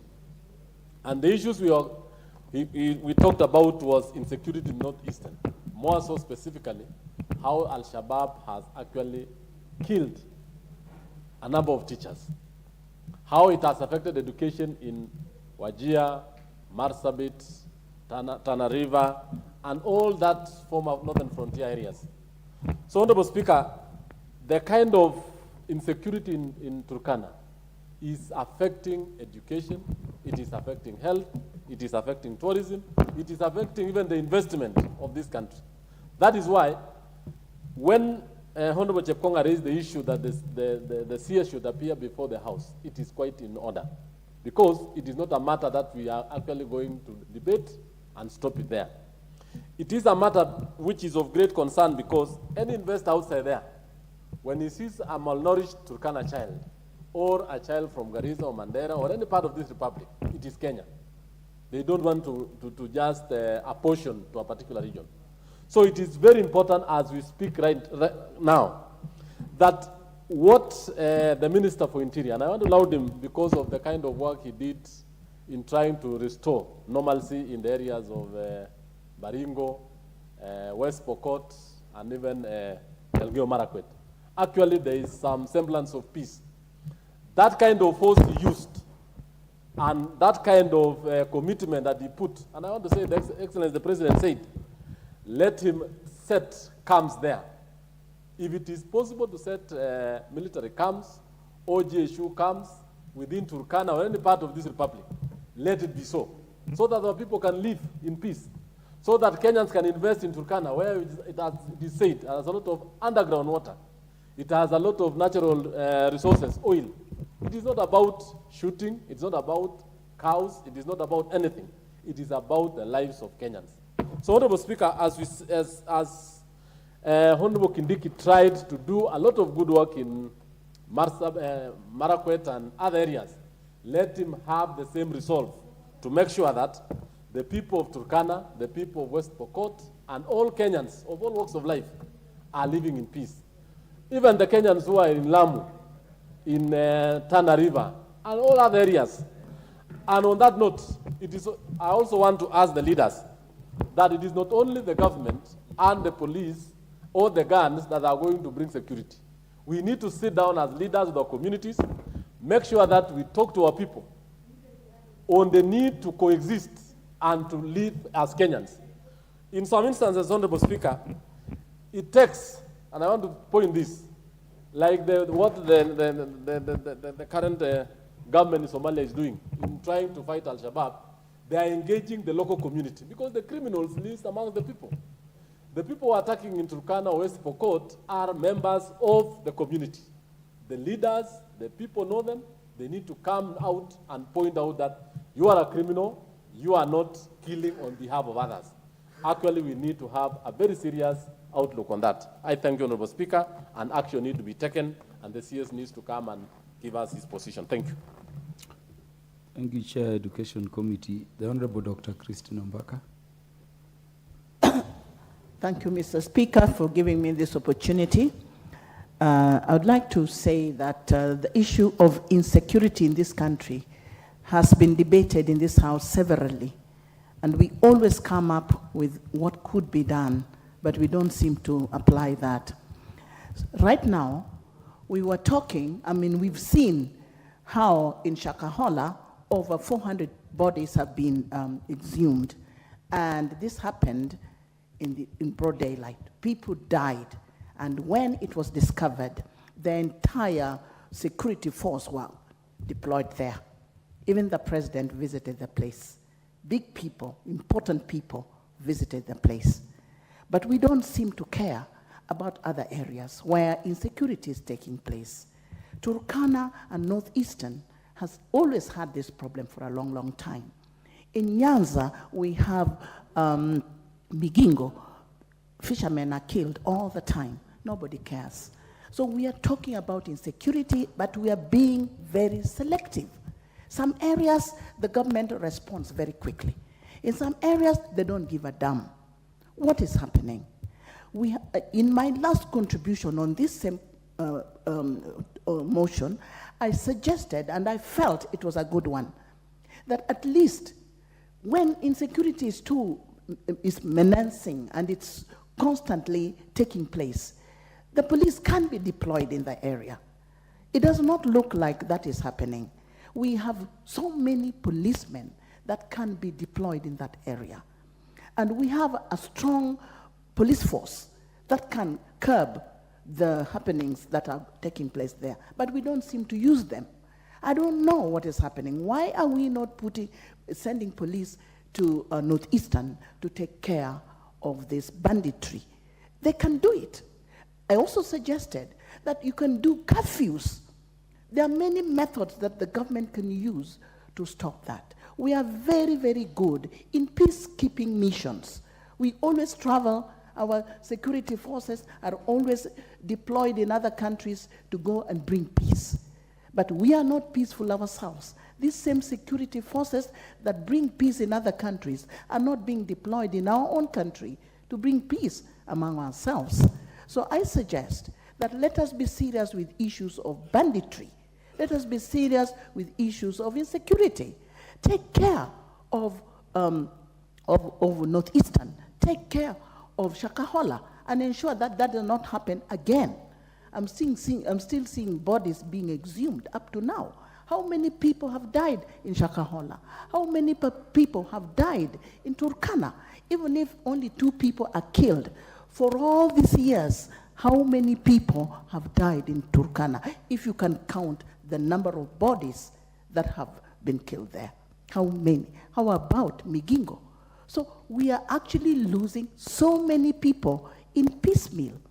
Two women are killed today, the next day 3, and another day 2, another time 5. If you add that in a year, how many people have died? I think we need to address the issue of insecurity very, very seriously, and it's not a matter of laughing. Otherwise, I support the idea that the Minister for Security come to this House and answer some questions. Thank you for giving me the opportunity. Thank you, Honorable Dr. Ombaka.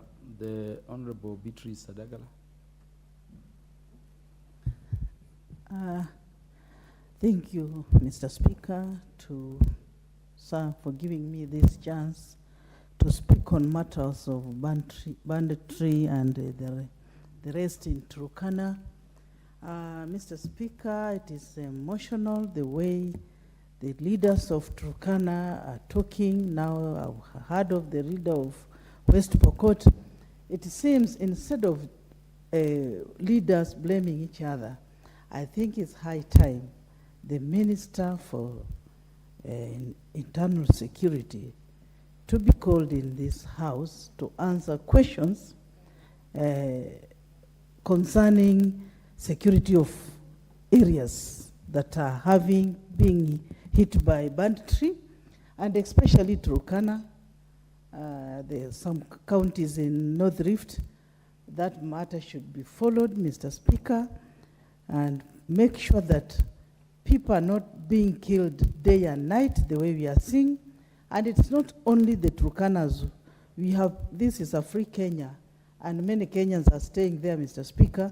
You'll find people coming from Vihiga who are staying in those areas. So it's a matter of national security to ensure Kenyans are safe wherever they are. And it is the duty of the state to ensure Kenyans are living peacefully in most of the counties. It is not only in North Rift, the same thing is happening in Lamu, it's happening all over. The Shakahola saga, you're finding that our people we are burying people day and night. Mr. Speaker, this issue of Maliza Uhalifu should be followed to the latter. The area has been actually gazetted as dangerous and a dangerous zone because of the war against the banditry that is taking place and cattle rustling.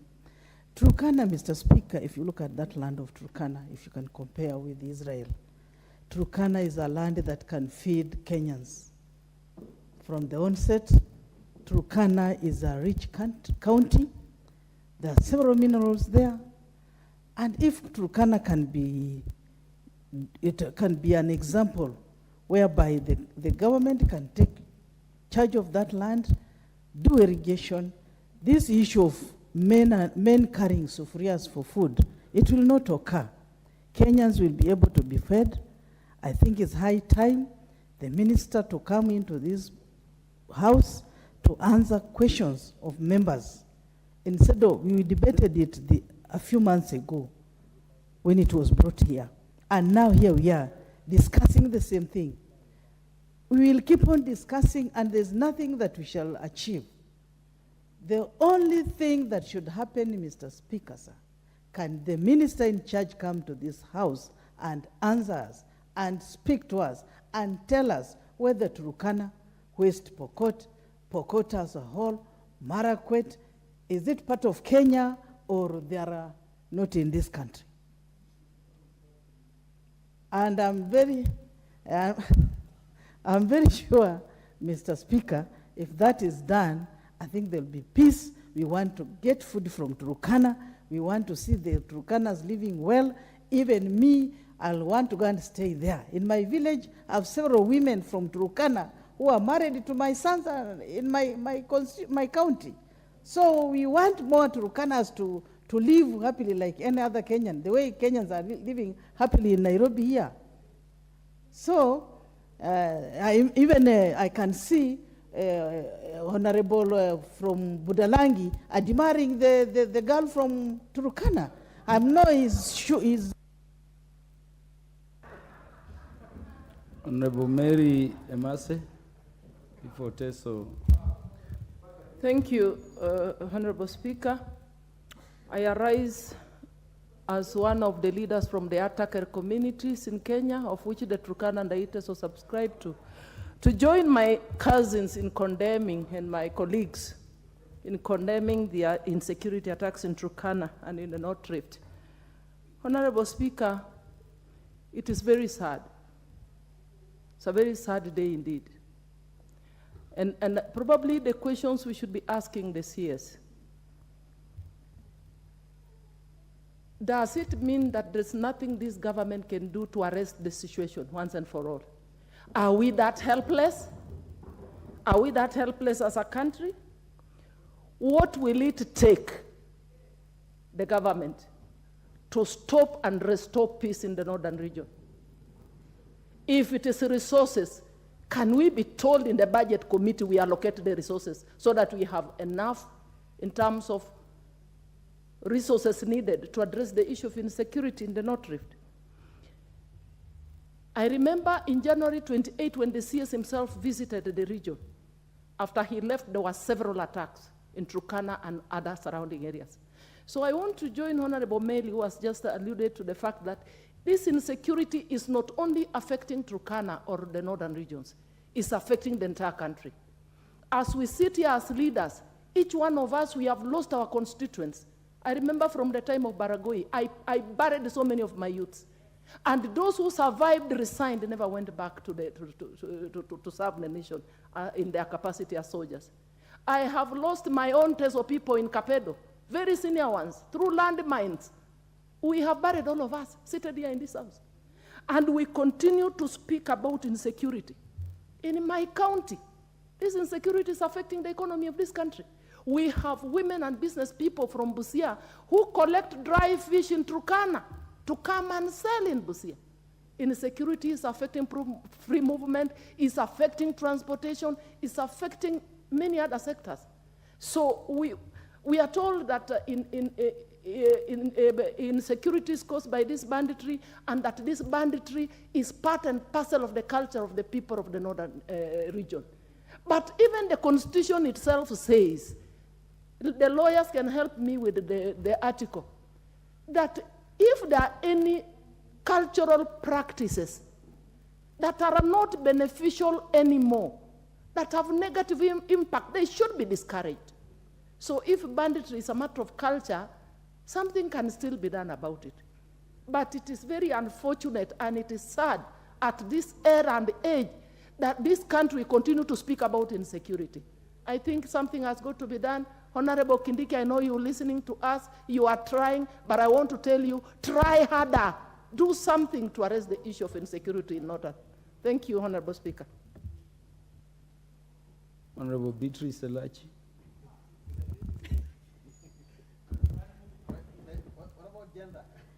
Thank you, Mr. Speaker. Today I want to thank you first, so that now men can understand why, when we are in a house of 290 and you are only a few, this is how sometimes we feel. But having said that, Mr. Speaker, I rise to also... Honorable Beatrice, you are not favored.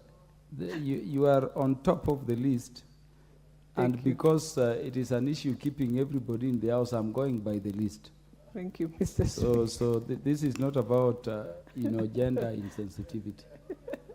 Actually, the person following you would be now men for quite some time.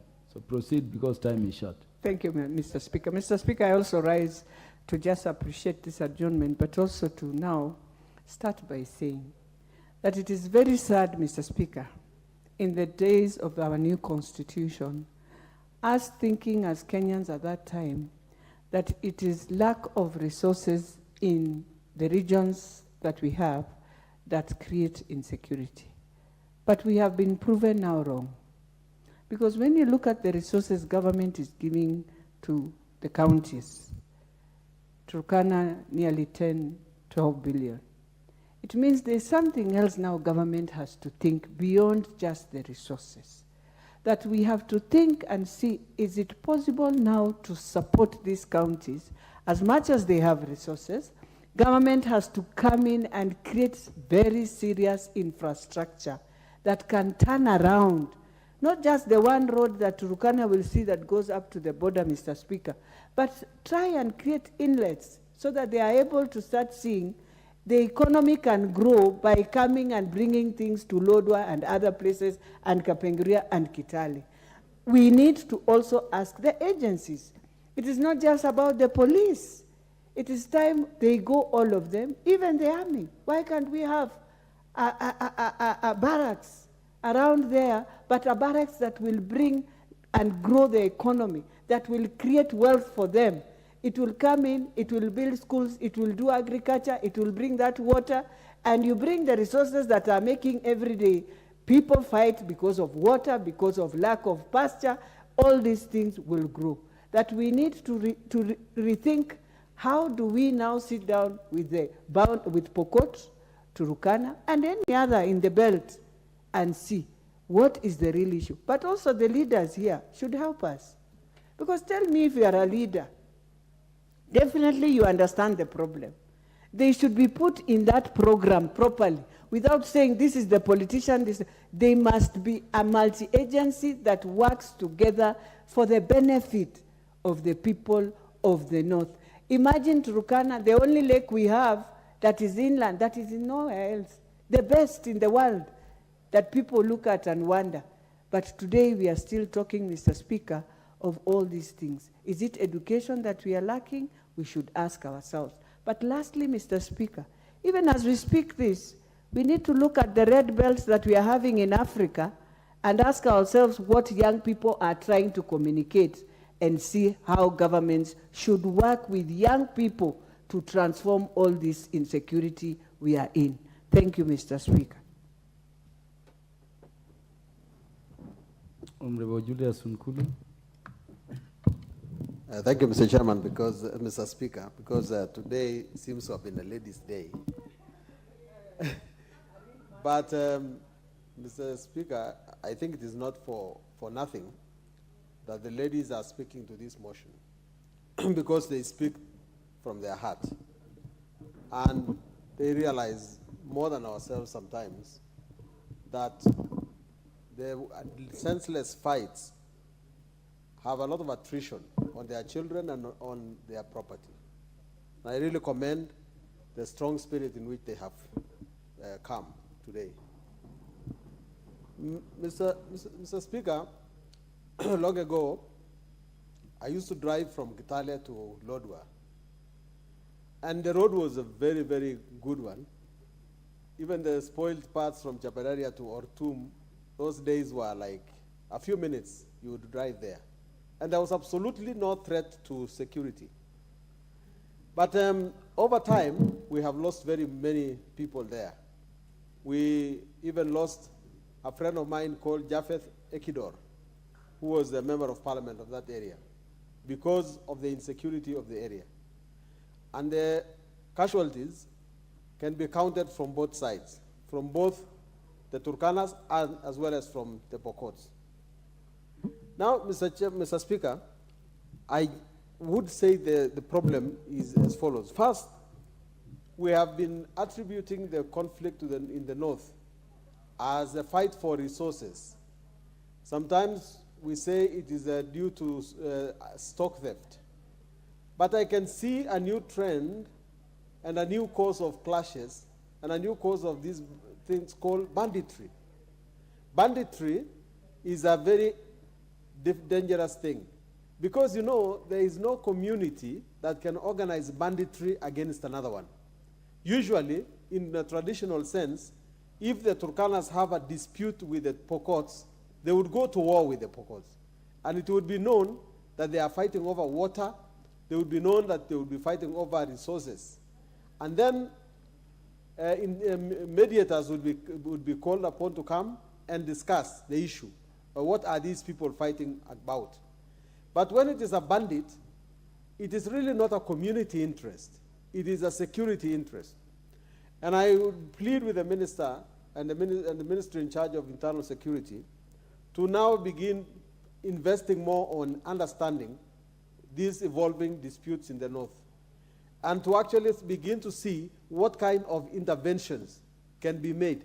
Because, you see, dealing with a problem in Lamu may not be exactly the same as dealing with a problem in Lodwar. Maybe it might also call for changing the way we train our askaris, so that we know that we train some who are specialized in dealing with this new evolving or mutating fight. Because this is no longer normal. This is no longer the same fight that we used to know. And we cannot deal with it using old tools. We require to have peace in the north, and we want to have Turkana the way it used to be, because Lodwar was a rising star, and we want it to continue to be a rising star, and we don't want to have insecurity dimming the lights of the Turkanas or the Pokots. Let's go seriously into this thing. I support. Okay. And when we explore or dive deep into what it is, issues of trying to steal from the others and issues of trying to show some form of supremacy, we know the government is sovereign and the government is supreme among any, as the supreme power that we have as a country. And it's only the government that can help us out. Honourable Speaker, we would like to launch the effort by the Office of the Interior Minister, but we'd like the Interior Minister to focus a lot more on specialization of the forces. We know they are used to be in different, forces, different police trained personnel, who can intervene in such cases. We need to see more deployment in some of these areas. And we cannot just say that it is Turkana that is having this problem. It's not only Pokot that's having this problem. It's not North Rift. It's all over. Even as close as Meru, we have issues with our neighbors in Siolo, and people get killed once in a while. And they kill for motive, sometimes to scare away people from their land, sometimes to invade their land to graze their animals, sometimes to some very flimsy reasons, they kill people so that they can be able to get into their land. Now, Speaker, the motive of killing needs to be investigated further. We have different departments within the security fraternity of the country that can do this. And it needs to be contained. The people of Turkana and the people of Kenya, in all parts of Kenya, need to feel safe that something is happening and something is being done. There has been intentions by the government to disarm the civilians. Disarmament needs to be taken very seriously. To the last man, there has been sometimes some operations where people are, apprehended and the arms are being collected. This exercise needs to be done thoroughly, and it is possible. Our government has capacity to do that, and we call upon the minister concerned and the officers concerned. The police fraternity, even with the support of the armed forces, we need to disarm those who have guns, because guns are the ones that are killing our people. Honourable Speaker, even as we talk about it, we should not forget that the government has an obligation to protect the people. The government has an obligation to make sure that the Kenyans are safe wherever they are. We need to feel safe to invest anywhere in this country, to live anywhere in this country. No tribe, no ethnic community in this country should be feeling insecure when they are occupying their surrounding and when they are going about their businesses. We need to support our people to feel secure. And the only way we can do that is to appear, not to just appear to be working, to actually have impact in what we do. And we call upon the different arms of government involved to take this very, very seriously. When people come here and bring such issues and we discuss them once so often, it means therefore they are important and they need to be taken up very seriously. So we call upon the various arms of government to act accordingly. Thank you, Honourable Speaker. Thank you. The Honourable Dr. Ivo Bara. Thank you very much, Mr. Speaker, for giving me the opportunity to also speak to this motion. Mr. Speaker, I empathize with our colleagues from Turkana East, from the General Marakwet area, from the Pokot area. We empathize with the situation. But as my colleagues have said, that there are criminals all over in our communities. And it is tempting to want to point fingers on who is doing what and who is inciting who. But as was rightly mentioned by our chairman for education, we had the CS for security in the education committee yesterday. And the same problem is also in the Northeast, where children are not going to school, all these problems. Life is not going on in those areas. So the most important thing is that our leaders, that we need to talk to each other. And we need to avoid a situation whereby we are pointing fingers and we are blaming each other. We need to learn to coexist with each other. Mr. Speaker, we have criminals everywhere in this Kenya that we speak of. If you talk about your area in Homa Bay town, I'm sure there are criminals there who have been harassing people in the night. If you talk to me in Kabondo Kasipul, we have criminals and we are all trying to work together to contain them. Even within the police force, we have criminals within the police force. We have seen them battering Kenyans for no reason at all. But we must rein them in and call them out. And therefore, I agree with my colleagues that this matter is very, very serious, the security of this country. That as parliamentarians, we need to work together, we need to talk to each other, and we need to call Professor Kindiki, as has been suggested here, to come on a Wednesday, on any Wednesday, and come and address some of the issues and the concerns of the parliamentarians. Let us avoid trying to push our emotions. And I got scared when I saw something, what was happening here, when I saw some of my colleagues really getting it like it is this person, and that is why they're not here. They may not be here because of one reason or another. So please, let's avoid that temptation. Let's rise up to the occasion as the representatives of the people. Let's do what we came here to do, to speak on behalf of the people. Let the people's voices be heard, and let the security be maintained in Kenya so that we are not lamenting here with our constituents in the constituency, and then you don't know who now should help who. Thank you very much. And my appreciation to my colleague over there for bringing this motion. Thank you. Thank you very much, Honorable Rindikiri Mugambi. Thank you, Mr. Speaker. Security for every Kenyan is paramount, is well entrenched in our Constitution. Mr. Speaker, I come from a neighborhood where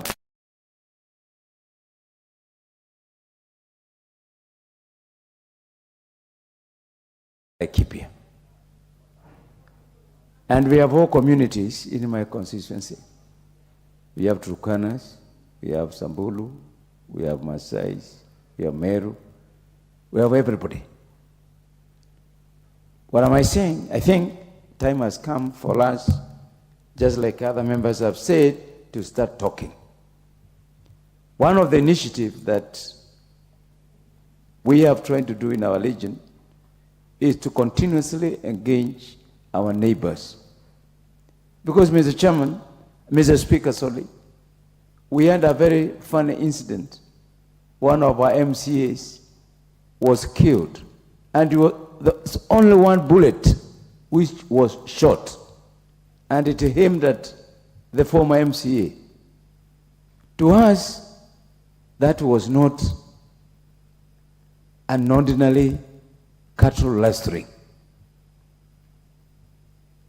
Mr. Speaker, we have organized gangs. There are some with intentions of destabilizing the peace. The others who have made it their business as an economic enterprise. There are others even who are being instigated by us readers.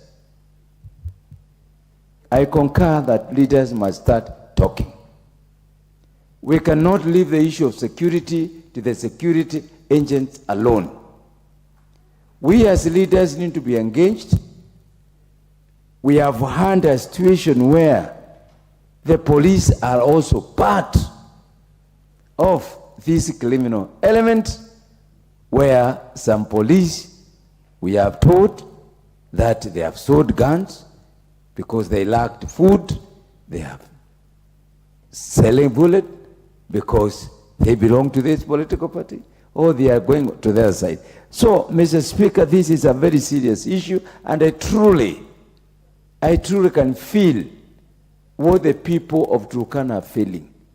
I have a population of about 700 Turkana in my constituency. I know them. They are those ones who are willing to work hard. Actually, some of the best students that I have in the medical school, they are two twins from Turkana.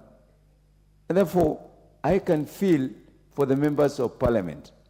But that said,